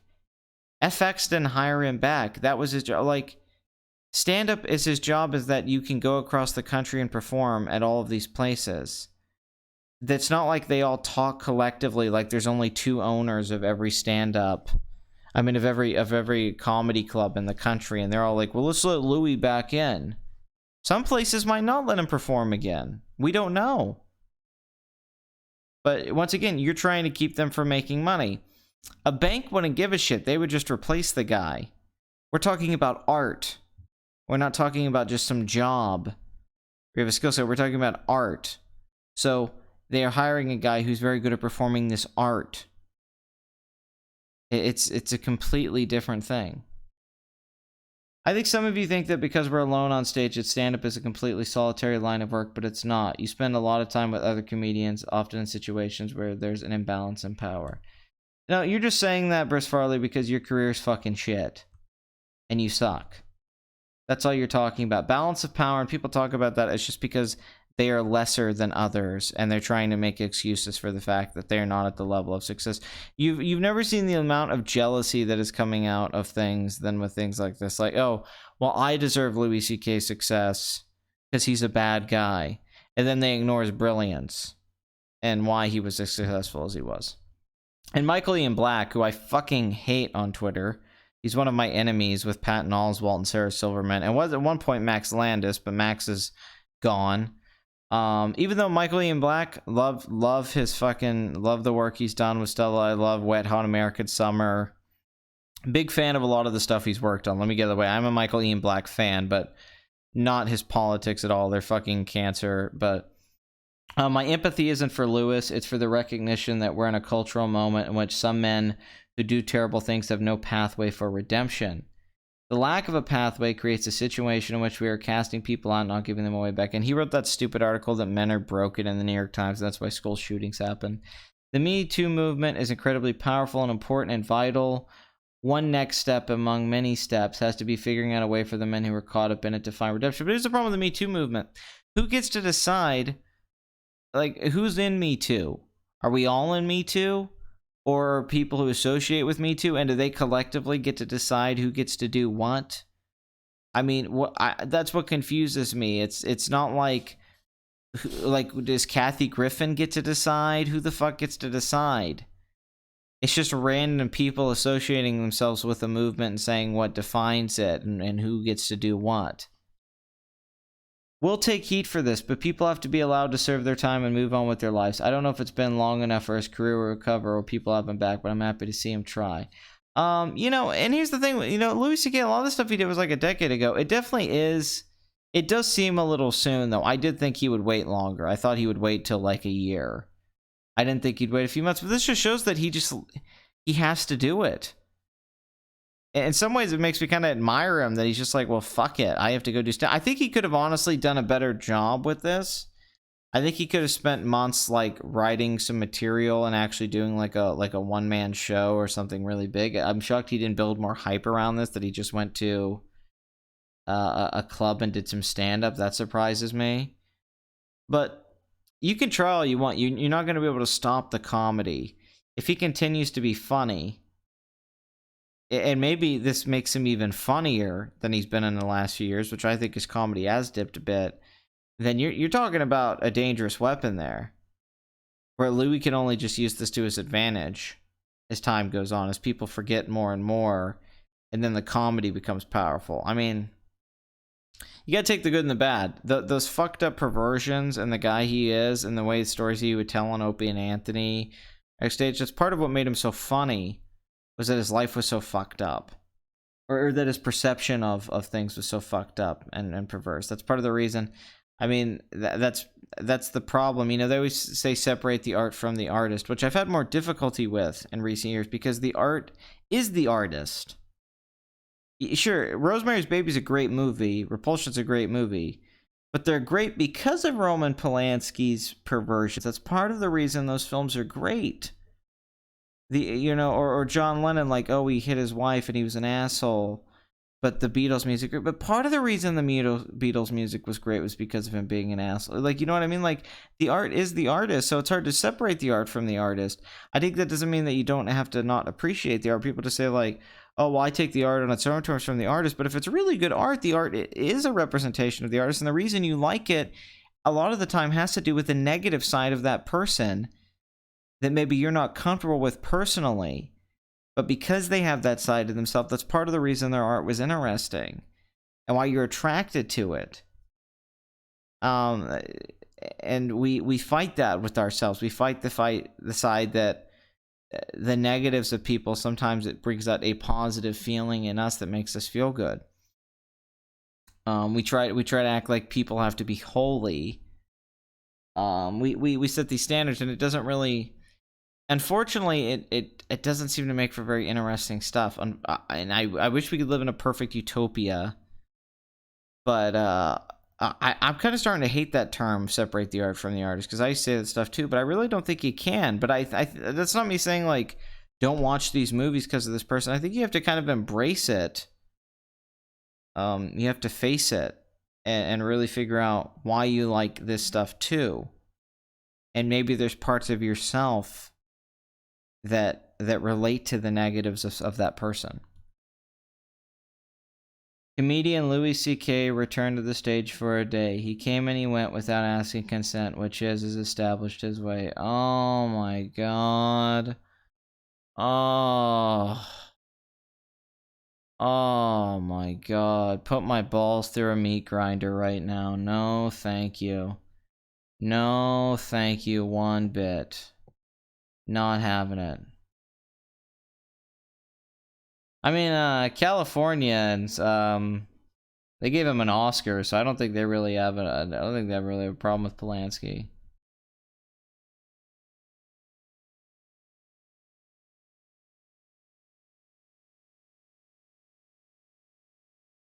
Oh yeah, no, I'm not defending how people treat Roman Polanski. I mean, if I would never work with Roman Polanski on something. Oh, I love Pootie Tang. Pootie Tang's amazing. Simenaye.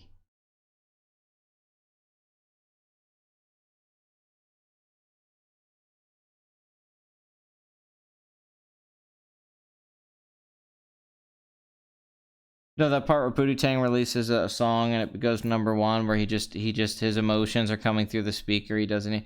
No, people talk about that movie being terrible and it got bad reviews, and every time I watch it, it's just fucking hilarious. It's like amazing. It's so funny.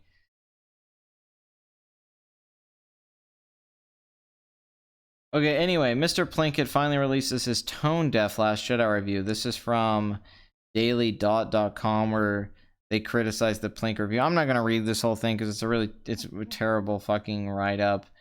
But it first gained notoriety nearly a decade ago for a 70-minute review split up over 7 videos of The Phantom Menace. Mr. Plinkett's Last Jedi review clocks in at just over 58 minutes, nearly an hour shorter than his review of The Force Awakens, which is one of the few things it has going for it. And early on, Mr. Plinkett acknowledges that some of his criticisms of The Last Jedi have already been covered ad nauseum by countless other YouTube videos. He makes a couple of interesting connections to Star Trek The Next Generation and National Lampoon's Vacation. I also like those parts, actually. But a lot of what he says is exactly the kind of thing we've heard before. Complaints about logic in a space opera where the Force exists at all. See, what the fuck does that mean? A movie has to have fucking internal logic. Do you not think that Star Wars Empire Strikes Back and Return of the Jedi didn't have logic to their own logic? The universe, every good movie does. I talked about this on Twitter. One of the hardest things about making a movie that takes a lot of time is having a movie make sense. Because they're fake and you're building a fake world and people have to believe in the fakeness. When a movie's really engaging and you're involved, you don't realize that it's fake. That takes time. It has to make sense. When you're watching it, you can't be there and be like, none of this makes any sense. Even if it's a space opera.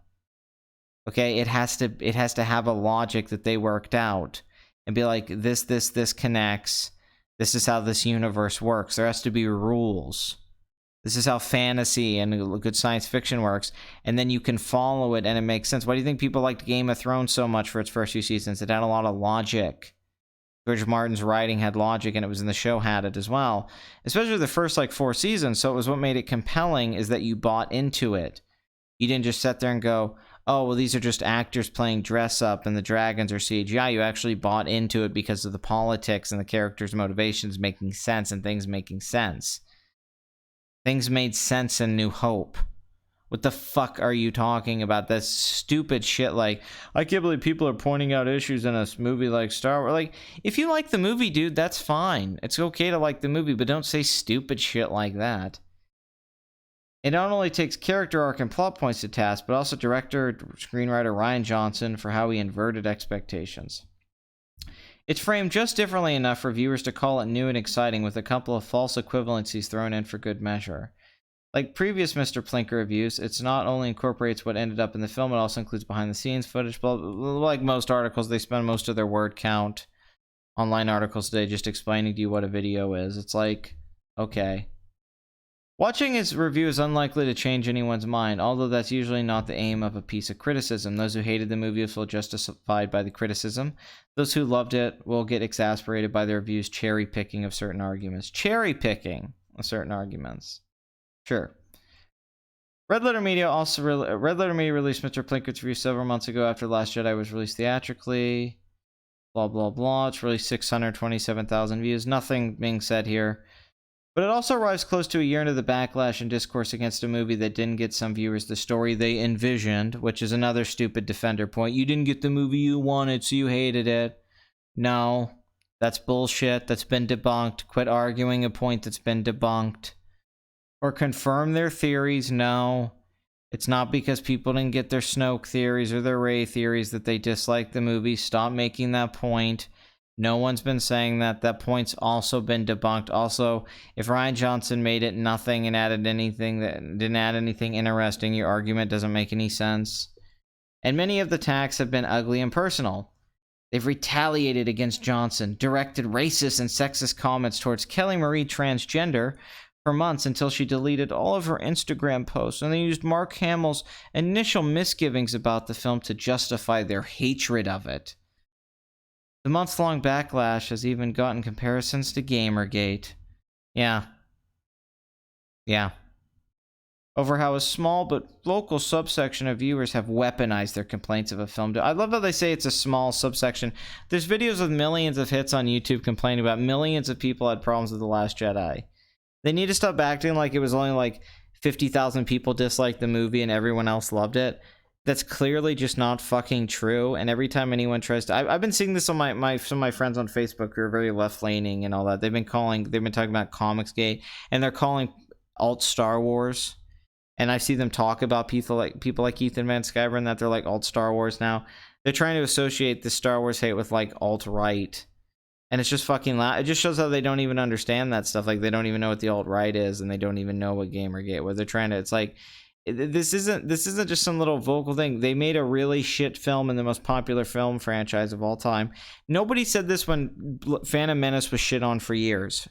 The prequels of Phantom Menace and George Lucas got shit on for years, and nobody said that was some right-wing, radical, vocal minority, right? Everyone just accepted that there was a lot of outcry for this movie bad. But for some reason, The Last Jedi, because we live in political times, and Kathleen Kennedy has made Star Wars political, and this is just clear. It's now all of a sudden it's like, oh, well, it just has to be alt-right people who dislike this movie. It's like, Dishonored Wolf and Maul are on conservative, and they blew up really big after making their Star Wars videos. I mean, this idea that it's just this conservative thing's just bullshit.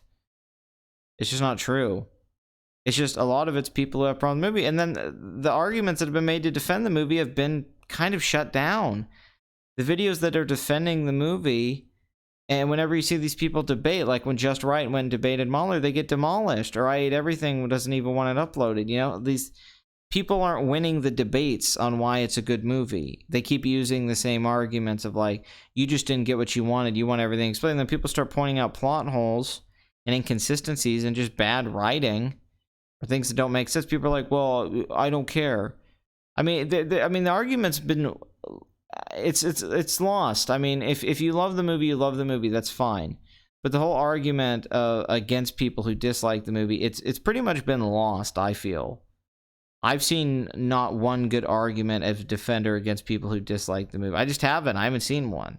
And it's not, I would embrace one. I would love to see a good argument for The Last Jedi, or see somebody get in a debate and actually make good points about why the movie's great. But I haven't seen a fucking ounce of it, and everybody, it's just bullshit like this. Compare this article to like just Plinkett Review or a random video, one of my videos on it. This is bullshit. This is childish by comparison. I mean, this is once again normie tier bullshit. Because people love that movie, clearly have a political agenda. I mean, a lot of the comedy of this article is they're making it political. Of course, they're going to mention Kelly Marie transgender. Of course, they're going to mention Gamergate. Because they're the one with the political bias. They don't want to just talk about the movie having issues. They want to make it all about it's people who didn't get what they want, they're big children, these are Donald Trump supporters. They're trying to skew it that way. Because it's a bigger deal to them. There's a bigger narrative going on. David Stewart even, like, David Stewart's a libertarian, but it's like, his video wasn't political. His Star Wars videos, which were great. He was talking about postmodernism and nihilism and Rian Johnson's writing. He wasn't making that with a conservative bent.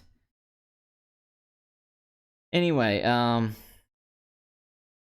their complaints of people who worked on it are associated with Lucasfilm and those who enjoyed it under the guise of criticizing it. You calling people alt-right or comparing them to Gamergate, which you consider to be this alt-right thing, even though a lot of people don't understand what Gamergate was, people are being criticized for criticizing it. We're trying to play this double standard bullshit where you're the good guys, being like, you guys just need to stop reacting to a movie that you're blindly defending in an insane way. The same thing is happening on both sides. I'm not going to act like the people aren't going a little bit too far with the Star Wars stuff. I think they are. That's why I don't make Star Wars videos anymore. But don't act like it's not happening in the other way. That's fucking ridiculous.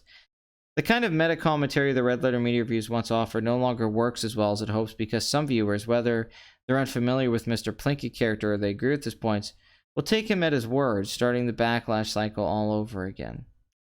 The review says much of its ire towards the characters and their actions, largely attributing that to Johnson's screenplay and Lucasfilm president Kathleen Kennedy.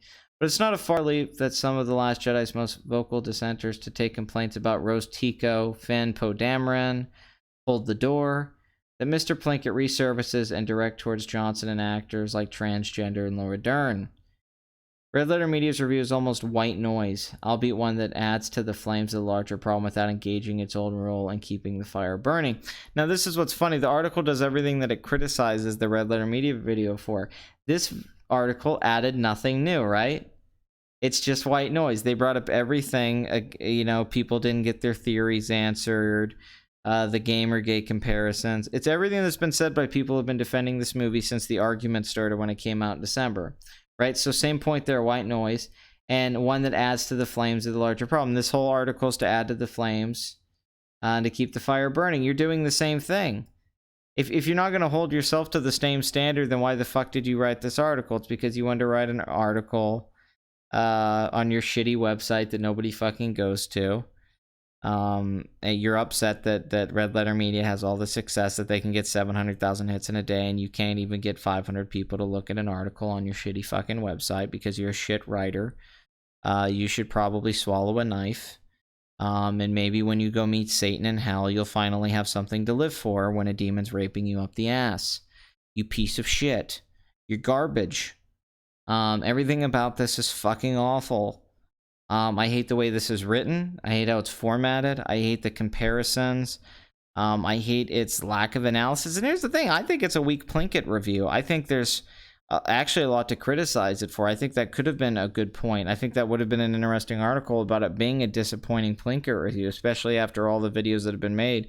But, Mike even acknowledged in the video, everything's been fucking said about this movie. So you basically wrote nothing. This is a bunch of nothing. This is garbage. So of course you like The Last Jedi because you love when you're given nothing instead of something with any kind of fucking substance.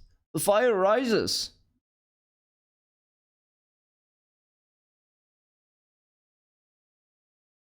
Oh yeah, the whole National Lampoon part was hilarious. The vacation part. Park Griswold's stupid. No, that's the thing. There was some good stuff in there. The vacation stuff and the tea and Chief Picard thing was good. So there was some good stuff in the wine thing. So it was still worth watching.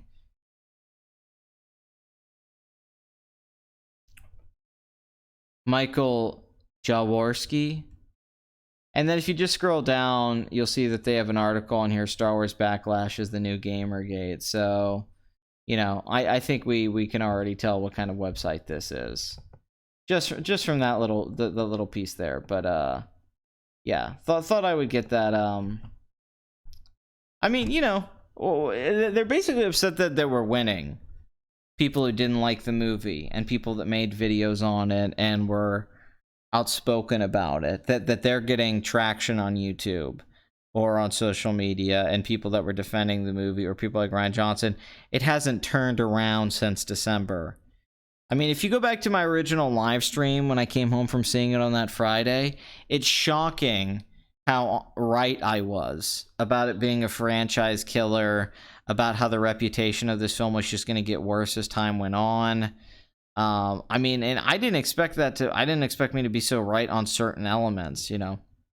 I mean, as the months went by, the negatives just grew and grew. And it really did create a counterculture, more so than Force Awakens did, which created a lot of backlash and a counterculture. This really blew it up to where I think it's becoming cool and more popular to hate Star Wars than to like it again. And unlike when the prequels had that dip and then people kind of wanted to come back, I don't know if they'll be able to win people back over again. I think it's going to implode, and Star Wars is just kind of going to fall from the top. And as time goes on, it's going to kind of wander and drift away. I even think this is going to affect the original trilogy, even though I love those films. I think Star Wars in general, people are going to get so fucking sick of it. And they're going to, unfortunately, what was so great about Star Wars is you always had these positive emotions with it. You know, you're kind of like, oh, I feel good thinking about it. But the problem is now they're creating negative emotions. See, the prequels didn't necessarily do that. The prequels were just bad movies. And it was more about George Lucas kind of falling apart as a filmmaker and a writer.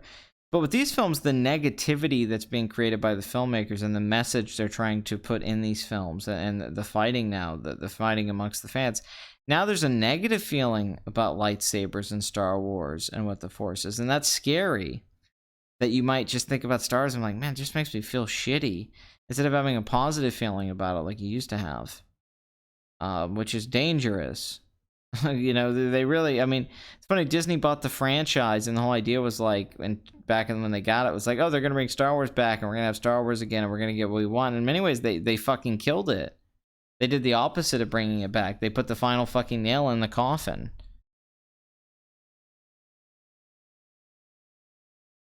I don't think there's, I think even if they make good movies, they're going to have a hard time winning people back over. I think if they make several good Star Wars movies, I still think they're going to have a hard time.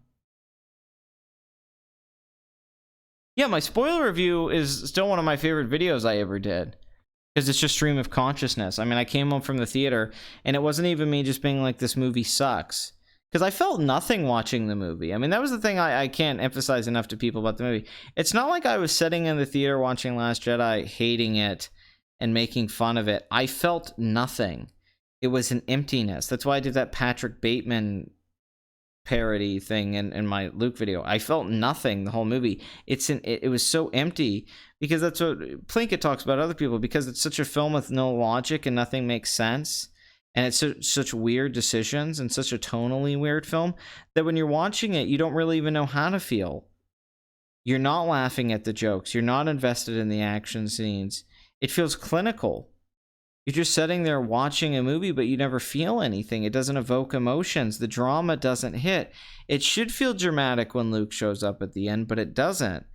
It should be funny when jokes happen, but they're not funny. It should be thrilling when you see a good special effect. It's not. I mean, none of that stuff, it doesn't evoke any feeling. Which is the weirdest thing about the movie. That Ryan Johnson made such a film that just lacks humanity in essence, but it also lacks any kind of lingering impression that isn't just, well, let's try to pick this apart. I mean, a lot of the reason I think people made those videos, myself included, wasn't just from this hatred of like, I hate this fucking movie, I'm gonna destroy it. A lot of it was like, I have to figure out why this is, I'm getting this experience from watching. You're like dissecting it, you know, you're trying to figure out, how did this happen? More of a intrigue of how a movie like this could even be made and why I felt this way. Because you know what a bad movie feels like, and you know what a disappointing movie feels like. The Last Jedi is special in the way that it's an experience. It's just, especially how weird it is. Choices that are fucking weird. And making you wonder, like, did they write this? What happened? What was going on behind the scenes with this fucking movie? And then trying to figure out why the critics praised it so much and why so many people love it when there's obviously bad things. I mean, it's just, there's so many things to unravel. It's actually fascinating in that sense, not as a movie, but the like as watching it, but the existence of the film, that it exists. And that was the thing coming home from it that night, you know, where I was saying it was a franchise killer, because I was like, this is going to be one of those films where it's so it's just so heartless and so and just so I mean, it's just a crazy fucking movie. It's just a crazy weird fucking movie, and it's gonna change the discussion of Star Wars, where it's no longer gonna be like, what does this mean, or what's the future? It's gonna be like, how did this happen? Is the Star Wars universe even that big? Maybe it's creatively bankrupt. Maybe there's just not enough room to tell stories in this universe anymore. Maybe we all thought it was bigger than it was. And maybe it was just lightning in a bottle, and maybe it wasn't this great thing we think it is. Maybe it was just those 3 movies were good, and that was it. And there was some fun stuff outside of that, some fun video games like KOTOR and, you know, the Clone Wars. But maybe really Star Wars itself wasn't this thing that we thought it was. In many ways, I think that was Rian Johnson facing that when he made the movie. I mean, I often said the lightsaber getting pulled apart. I mean, God, I hate I'm just talking about Last Jedi again. We're back to where everything fucking is.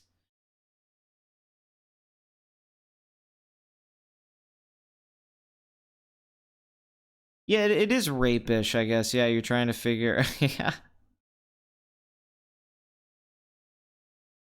It is small. Star Wars is a small universe. How could someone call the movie heartless?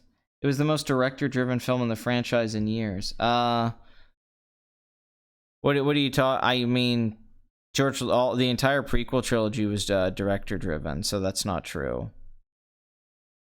I mean, just because it had nice cinematography and Rian Johnson's bad writing was throughout the whole thing doesn't mean like it was the most director-driven film. George Lucas' vision is in The Phantom Menace, Revenge of the Sith, and Attack of the Clones. And Force Awakens is completely a J.J. Abrams film from start to finish. Honestly, every Star Wars film's been pretty director-driven outside of Return of the Jedi, which does feel like director for hire. Richard Marquand's direction really doesn't stand out, but outside of that, every Star Wars film feels like a very director-heavy, director's vision movie. New Hope, Empire, and the prequel trilogy, and Force Awakens feels like that's a film J.J. Abrams completely wanted to make, that has his mystery box, it has his aesthetics. It's very much in the vein of Star Trek or Mission Apollo. You know, it's got the chase sequences and characters do banter. Just because Rian Johnson's making some commentary doesn't mean that it's more director driven. And I'm not saying he was heartless in making the film. I think he had passion, but the film itself, I would say, is very heartless. You don't feel anything for the characters or their situations, because the writing behind Poe Dameron or Hold the Door or Luke even, or Rey, doesn't really have anything behind it, you know. So it's emptiness in a sense, and the film in kind of ways about that. There's elements of that in the film about failure and emptiness, and I don't know if it was Rian Johnson dealing with personal issues that he was having. It's almost like he didn't even want to make the movie, or that he doesn't even like Star Wars. I mean, there's either the theory that he was trolling and being an asshole, or the other theory that he was just overwhelmed and didn't know what to do because he never made a $250 million movie. I mean, the biggest budget film he'd ever directed was a $30 million movie. People sometimes think like, oh, he made this indie movie so he could make this big blockbuster. Those are different things. Making a $200 million film is not the same thing as making like Brick It's how I feel about Ryan Coogler and Black Panther. I feel like he was overwhelmed by the money and all that, and he couldn't do something like he did with Creed. It took all the good from TFA and cut out all the bad. I don't know how you can say that. One thing, there wasn't much good to take out of TFA and cut out all the bad. What exactly did it cut out? It still has Rey's shitty character. Still has, I mean, I don't. It's still got Rey's shitty character. Kylo's still back and forth. It's still got Leia being just nothing. It's still got Snoke being stupid. It's still got. I mean, it's got a bunch of that stuff. Poe Dameron's actually much more less likable than he was. Yeah, I don't know what good or bad it took. In fact, I'd say Force Awakens is actually much better than The Last Jedi, outside of like maybe cinematography. But just as a movie, just how it's paced and put together and all that, Force Awakens is just like an adventure movie with some jokes and it's fine. A bunch of shitty comedy. I mean, you're trying to say that all the shitty comedy that was in the Force Awakens isn't in The Last Jedi, because there's some shitty comedy in The Last Jedi. I don't know if, in fact, I think he cut out a lot of the good stuff that was set up in Force Awakens and kept a lot of the bad and doubled down on it and took it in new directions that were even worse than I thought. Are you a chicken? Yeah, I'd love. Yeah, Solo. Solo was really good.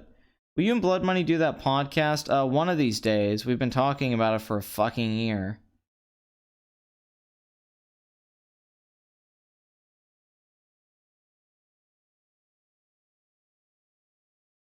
Yeah, David Lynch talking about the meeting with George Lucas is hilarious. I did not see your comment, Kev. I'm sorry. I apologize. I wasn't ignoring it. I kind of went on a tangent here, so my bad. Why don't you just repost your comment, Kevin?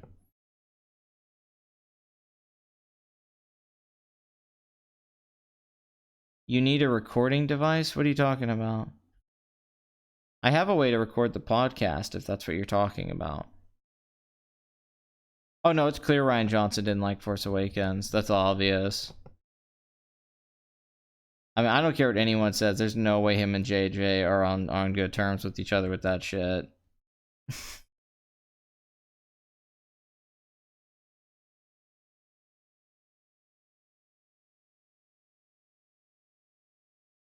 I want to see you argue with Mahler. I mean, Solo's just not good enough to argue with them about it. Like, if they don't like the movie, that's kind of whatever. They're not really wrong that it's a mediocre movie. It is. It's just so much better than Force Awakens and Last Jedi, but they've both said that. I mean, I don't think it's as bad as they've made it out to be. I think Solo's actually a pretty enjoyable, passable, okay movie. But, you know, I mean, I feel no need to defend it. I would just criticize some of their problems with it, or I would disagree with them on that, talk to them about it. But I think we probably all felt similar with the movie. I think we were probably not that far off from how we felt about it. But I know what would happen. I would try to make some arguments about certain elements, and then Mahler would make it all about objective criticism and point out things and being like, oh, it doesn't make sense. But maybe I could get him back with that by his favorite movies, Terminator 2. Maybe I would just use that against him on some movies he loves. Maybe that's how I would turn there and be like, okay, let's talk about things that don't make sense in Terminator 2. Or talk about things that don't make sense in movies you like. And then we'll go back and forth on that. Or we can actually get to the meat of whether or not Solo works for what it is or not. That could be the real discussion. But I don't know if it'd be worth it, to be honest. But it'd definitely be interesting. Because I definitely think they probably went in with more of a negative bent than they're both willing to admit. Because Solo's fine. It's actually really, it's just a fine, okay movie. It's, I know Rich and Mike liked it a lot. I enjoyed it. I mean, I would fight for Empire. Empire would be a film I would fight for. I've heard that Kathleen Kennedy didn't get along with JJ, which is weird. I don't know what they would be fighting about. I'm not sure what they had a problem. That's just silly.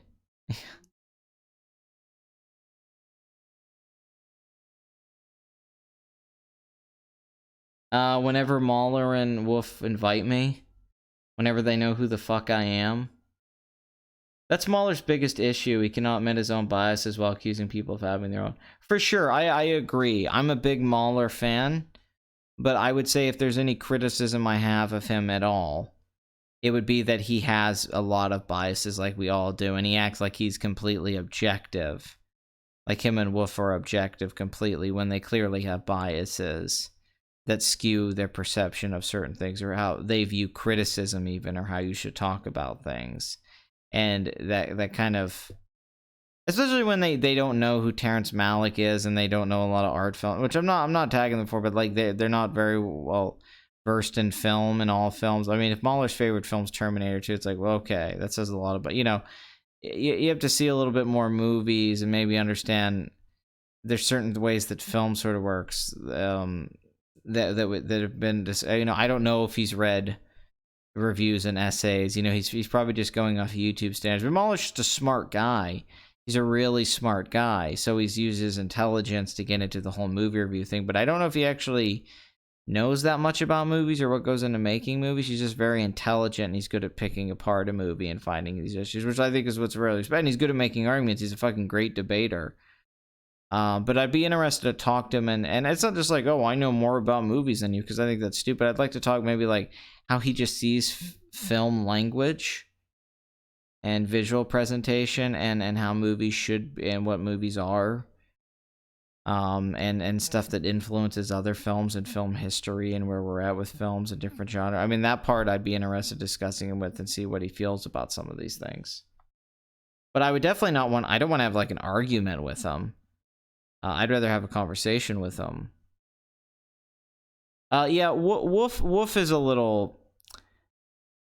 I like Wolf, but I wouldn't give him the intelligence thing I would give Mahler, and I also don't think he's great at like the debating, and I don't think his reviews... I mean, I like Wolf. I think he's like a funny, cool guy, but I don't think he's like brilliant or anything. I've never heard him be brilliant or anything, but maybe I just haven't listened to that review. Seen that thing, but you know, Wolf's a good dude. I really got no beef with him, because horror movies are very cheap to make.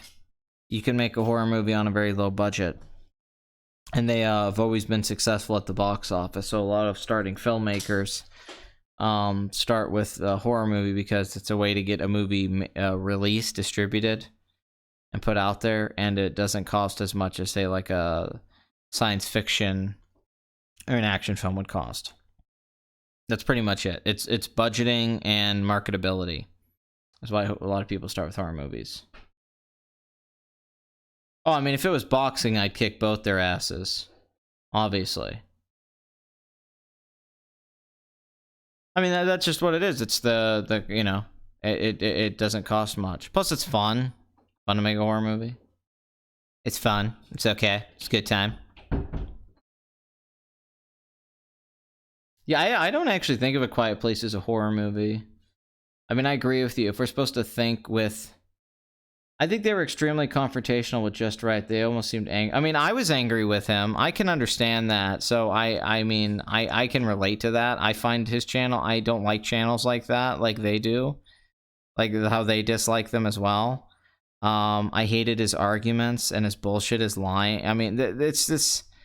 And how he acted like... I mean, there was some bullshit he was saying. He was almost acting like he evolved past criticism in a certain way. And then he, you know, and then he made this video. I mean, it's just those things. I hate some YouTubers that I've never talked to. And if I talked to them in person, I'd probably be more negative towards them. Even though you shouldn't be. I agree with you. You could probably be nicer. But I can relate to that. There's some people that I'm like, man, fuck that video. And fuck that person for feeling that way. And... then he comes in and he can't say anything, you know, he can't defend himself. I mean, he just, the whole video is him going, you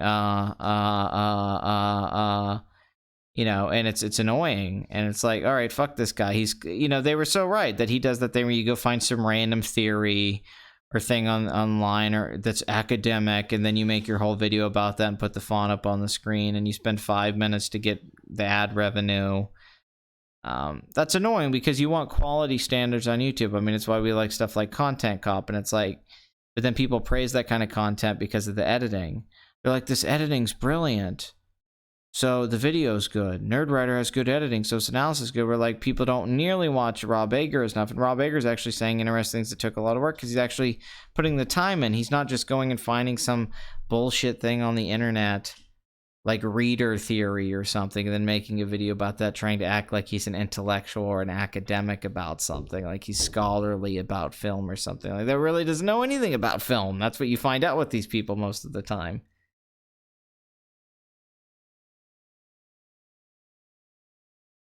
It's not a beef. I just, some people annoy you. I mean, what are you gonna do? Some people, the way they talk and present things annoys you. Sometimes you just don't have good vibes with people. That's all it is. It's not anything else. You know, Just Right just seems like the kind of guy I probably wouldn't like very much. You know, and I don't think Mahler was being as bad. I think Wolf maybe could have been a little bit better. I think people make too many assumptions about other people's intentions. I would agree with you, but I think Mahler proved his point against Just Right's intentions pretty well. From my memory of that live stream, I think he actually in that conversation kind of exposed what his going into it was. But it's just what it is. I mean, it's not cynicism to think that people want to make money off ad revenue and present themselves as intelligent, or make money off of this film essay thing, you know, after every frame of painting and these other people blew up. It's not wrong to think that. I think that's pretty obvious, and it's also not wrong for them to do that stuff. It's totally not wrong. I don't hold it against anybody for wanting to make money off YouTube. I mean, you know, I've definitely made videos where I leaned more a certain way with it to make more money or get more notoriety or more clicks. If I really leaned on that stuff, I could get a lot of clicks, but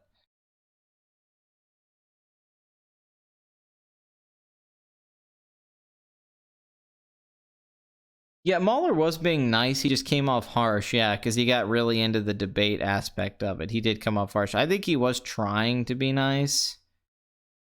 I just don't think he's very good at being nice. I think Mahler's I think he's like, I just don't think he presents himself very well as a nice guy. I think that's one of the issues.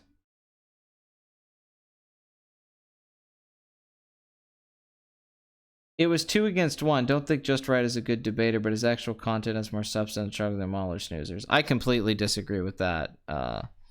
I liked his Hobbit videos, but yeah, I don't think Just Right's video has more substance. I think the structure argument's interesting. I think his videos probably do have better structure. Do I think they have more substance? No.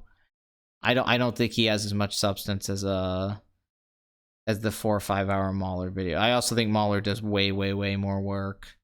I think he watches the film more and writes a lot more and puts months into his videos, where I think Just Right doesn't put nearly that amount of time.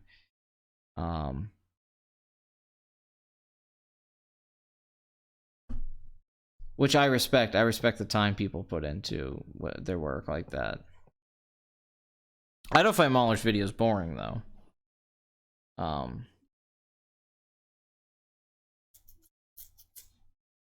I mean, yeah, Mundane Matt definitely is one of the worst YouTubers that has any kind of notoriety.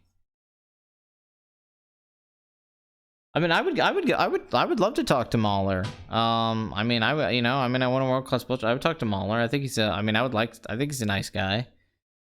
I mean, in the grand scheme of film discussion, when they point at having an argument with people on YouTube, it's depressing. Yeah, that's true. I mean, where else are you gonna have the debates, though? I mean, that's where it's going. Blood Money. It's going towards the internet. It's gonna be on YouTube or Twitter or Facebook and all that. We're not gonna be having these public debates about art in the near future. I think that those days are kind of done. I think they're done with the filmmakers and the people of the past. I think we're gonna, you know, guys like Quentin Tarantino talking publicly and stuff, but I think that's going to fade away as time goes on, which will probably make discussions less interesting as time goes on.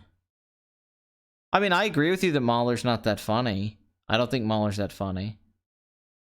But I don't think he tries to make comedic videos either. I don't think he tries to make his videos funny.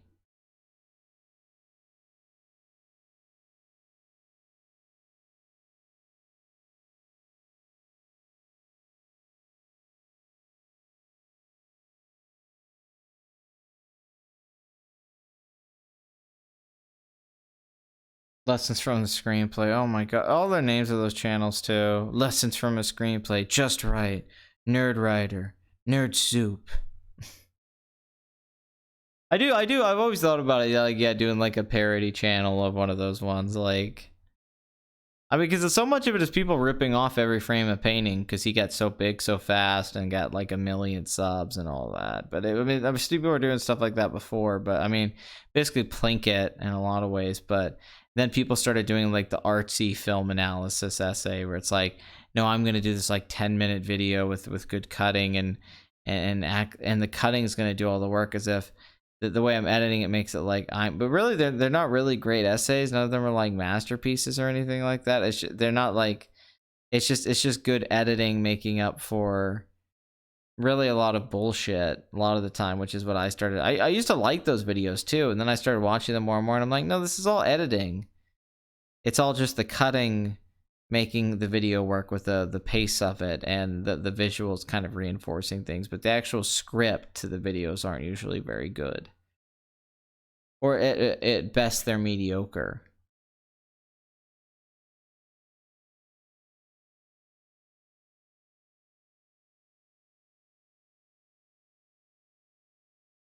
Yeah, Ralph is definitely on the edge of what I mean, he's just young.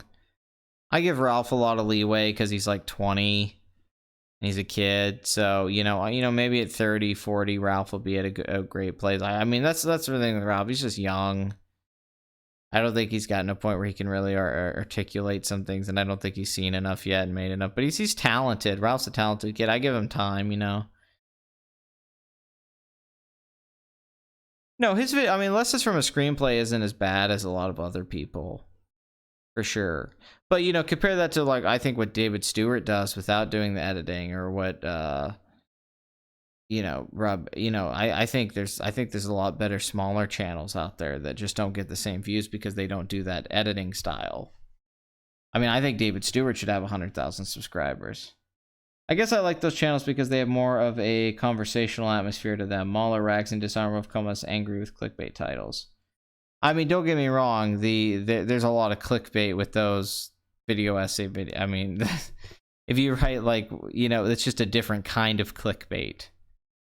But I get what you're talking about. That it's more negative instead of just like, hey, let's have a discussion.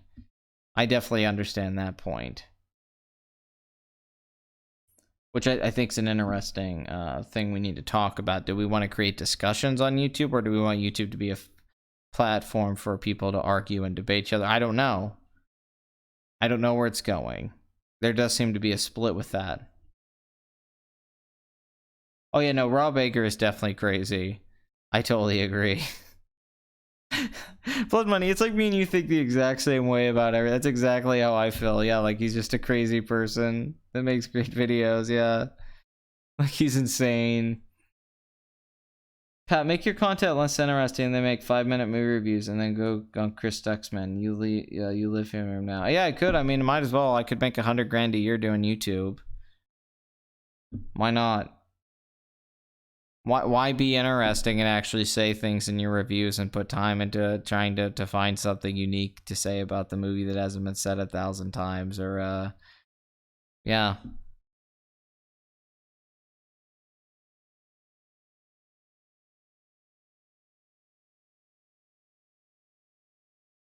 Hey Pat, should we do a commentary on Revenge of the Fallen or Last Jedi on episode 9 weekend? I mean, if we go see episode 9 together, we should talk about episode 9.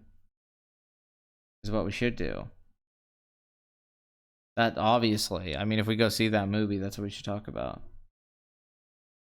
I mean, I think YouTube's on its way out of like the kind of content like YouTubers make. Yeah, I'd say YouTube's gonna in another year or two. I don't know how long they'll do it, but I think they're slowly gonna get rid of smaller YouTube channels for sure.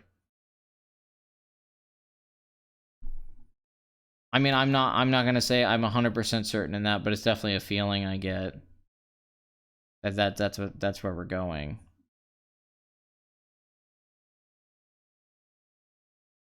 All right, guys. Well, I think we covered enough here. I don't think there's much else to talk about. I mean, I could keep going on, but I gotta go to work at fucking the morning, and I'm sick of it. But I'm sorry this was so late. I apologize. I really do. I'm sorry that this was so late in the week. I hope this was a good show for you guys. I'm sorry if it wasn't as funny. Didn't have the energy. I'm sorry it was so late that I did it after like 9. I apologize. I'll try to get a better schedule on this. I'm also gonna try. You should start to make up stories forever on YouTube. Yeah, I mean, you know, my only hope is the Terrible Lizards videos eventually get traction and that gets more people coming to these live streams, because that's all I really, every box office ad gets downvotes. That's my only hope, is that people start to come here, because I really think the live streaming's where I kind of shine. But yeah, Tarantino definitely isn't an original. I can definitely say that, but I think he's very talented. But it's just this job, guys. I want to do more movie reviews. I want to do more essays. I want to do stuff like the Lost in Translation video or the Fright Night video. I just want to do more stuff like that. I kind of miss doing the half-hour videos where I would just talk about a movie and review it. I miss that stuff a lot. I just missed a lot of that stuff, and I missed a chance to go on a Naked Ape stream. I missed a chance to go on Wild Small. I've lost a lot of opportunities to expand my YouTube and get myself over 10,000 subscribers just because of this job.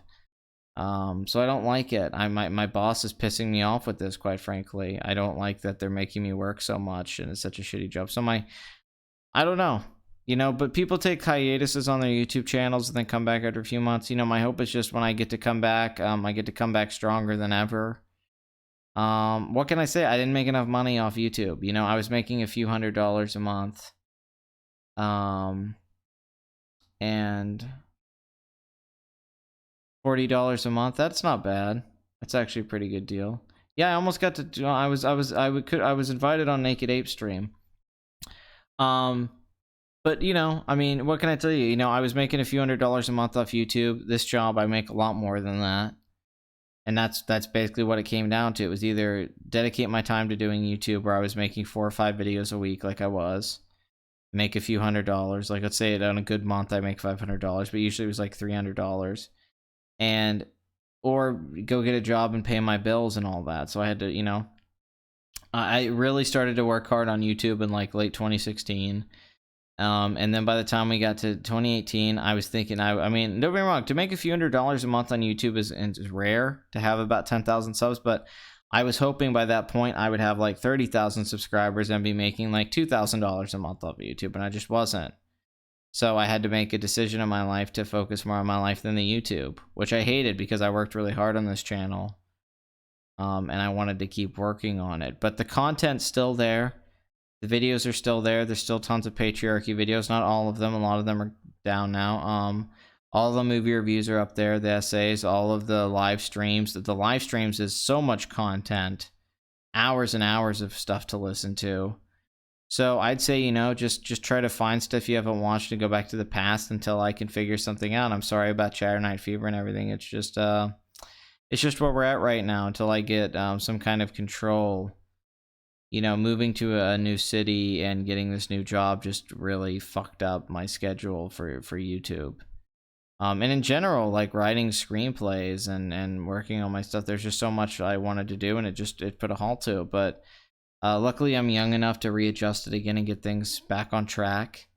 And hopefully, going into 2019, I can have some kind of more regular movie reviews coming out, and we can keep the channel, and we can reach 20-30,000.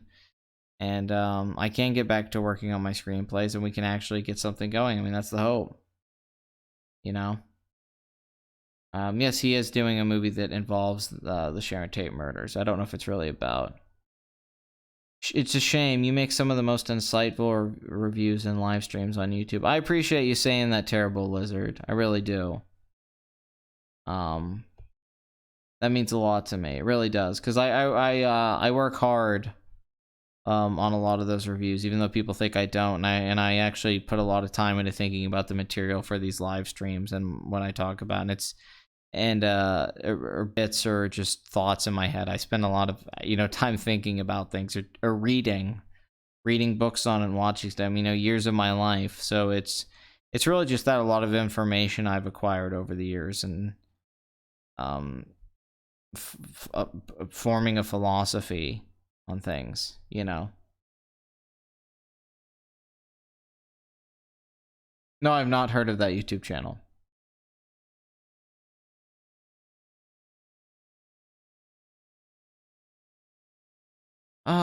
What video game? I mean, just any of them, really. I don't know, man. Omwrecker, I think's his name. You're mad chill and deceptively insightful. I think that's a good description of me. I think I like that. You're mad chill, which I am. I'm an incredibly chill person, by the way. I'm actually more chill than I even am on YouTube. I just, you know, sometimes I play a character for the entertainment factor. And deceptively insightful, yes. It's always good to be deceptive. That's advice I'd give people. Don't be outwardly with your intelligence or your kindness, even. Or any quality you might have, being funny. Sneak it in there a little bit, and then that makes people slowly build up more affection and attachment to you. Instead of playing all your cards right away, it's better to hold good cards in your hand and wait for the best moment to use them, and then you get all of the chips in the table. You don't just win a couple hands, you win the game. And it's really about winning the game, not the hand. What's going on in the moment. The Goodfellas video inspired me to appreciate filmmaking. Thank you, Will, for saying I really like the Goodfellas video. I think the Goodfellas video is awesome. Do you watch fan edits? Have you seen War of the Stars? I have watched fan edits, yeah. Well, yeah, I would love if I had 1 million subscribers. Are you fucking kidding me? Yeah. I'd be rich off YouTube. I would make a video every goddamn day. I would just live stream every day, because why not? Okay, now you guys are just asking random shit. What's your favorite N64 games? Like, come on. Conker's Bad Fur Day, Banjo-Tooie. I'm a big platformer guy, if you can't tell. Those are the first two that come to mind. Trying to think. There's so many games that were on the 64. I don't want to even say Ocarina of Time, because I don't even think I'd put that in the top 5. I mean, great game. It's just I don't know if that'd be in the top 5 favorite. Those are the first two, Conker and then Banjo-Tooie. And then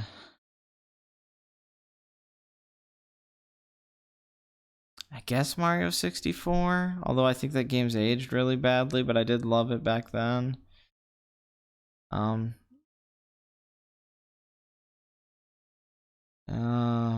Definitely not GoldenEye. But the sequel to GoldenEye actually is really good. Tomorrow Never Dies, I think it was. Actually, I think it's much better. GoldenEye's aged fucking horribly, but the sequel's actually really good. It's like an improved version of GoldenEye. But everyone, Tomorrow Never Knows or something. People overlook that game now. And oh, Mega Man. Was Mega Man? No, that was Mega Man X was like on PlayStation, wasn't it? I know, Majora's Mask, I guess.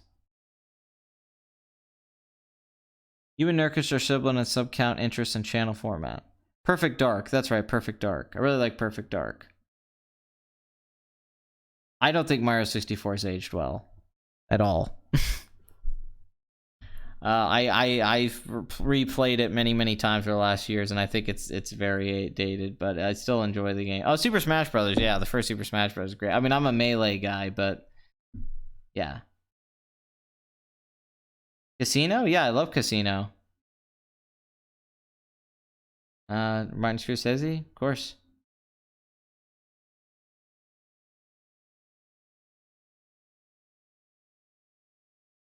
Welcome to Fright Night.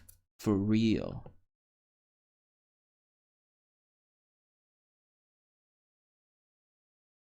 He's an anti-Trekker. He doesn't like Star Trek. Oh yeah, Conker's Bad Fur Day is fucking amazing. One of the best scripts ever written for a video game.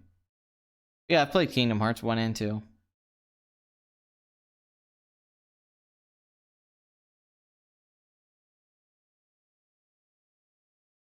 I mean, don't get me wrong, guys. I think I deserve 1 million subscribers. You know, I mean, in my head, I should be like one of the biggest YouTubers, but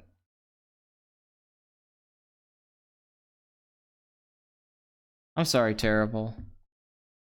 Hey, if it makes you feel any better, dude, though, your edits are great, man. I mean, they really are.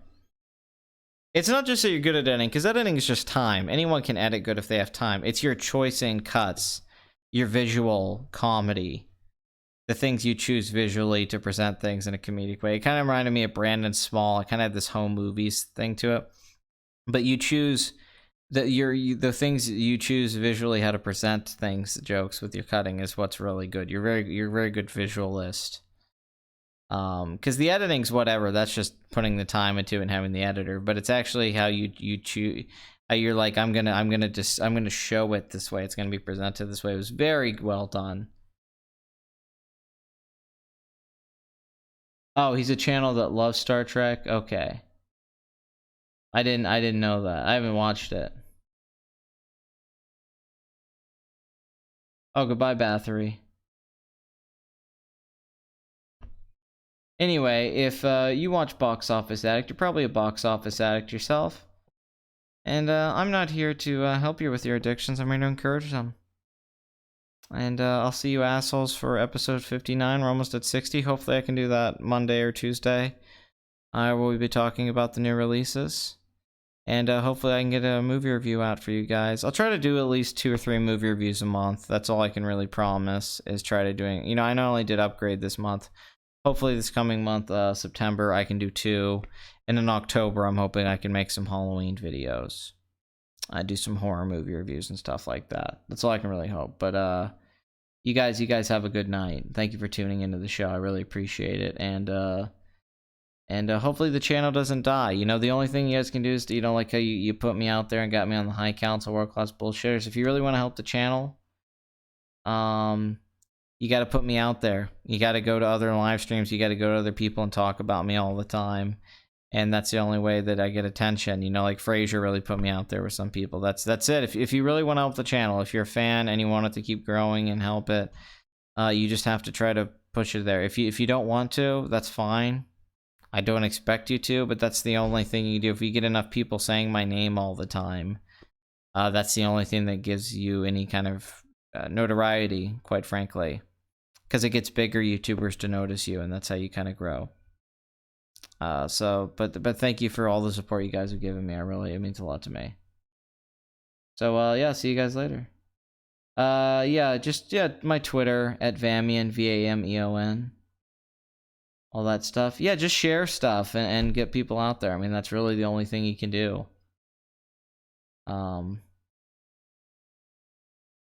That's you know, and then if the channel gets bigger, we all benefit from it, as far as I'm concerned. Some people think the channel get bigger is worse. That's not gonna happen to this channel.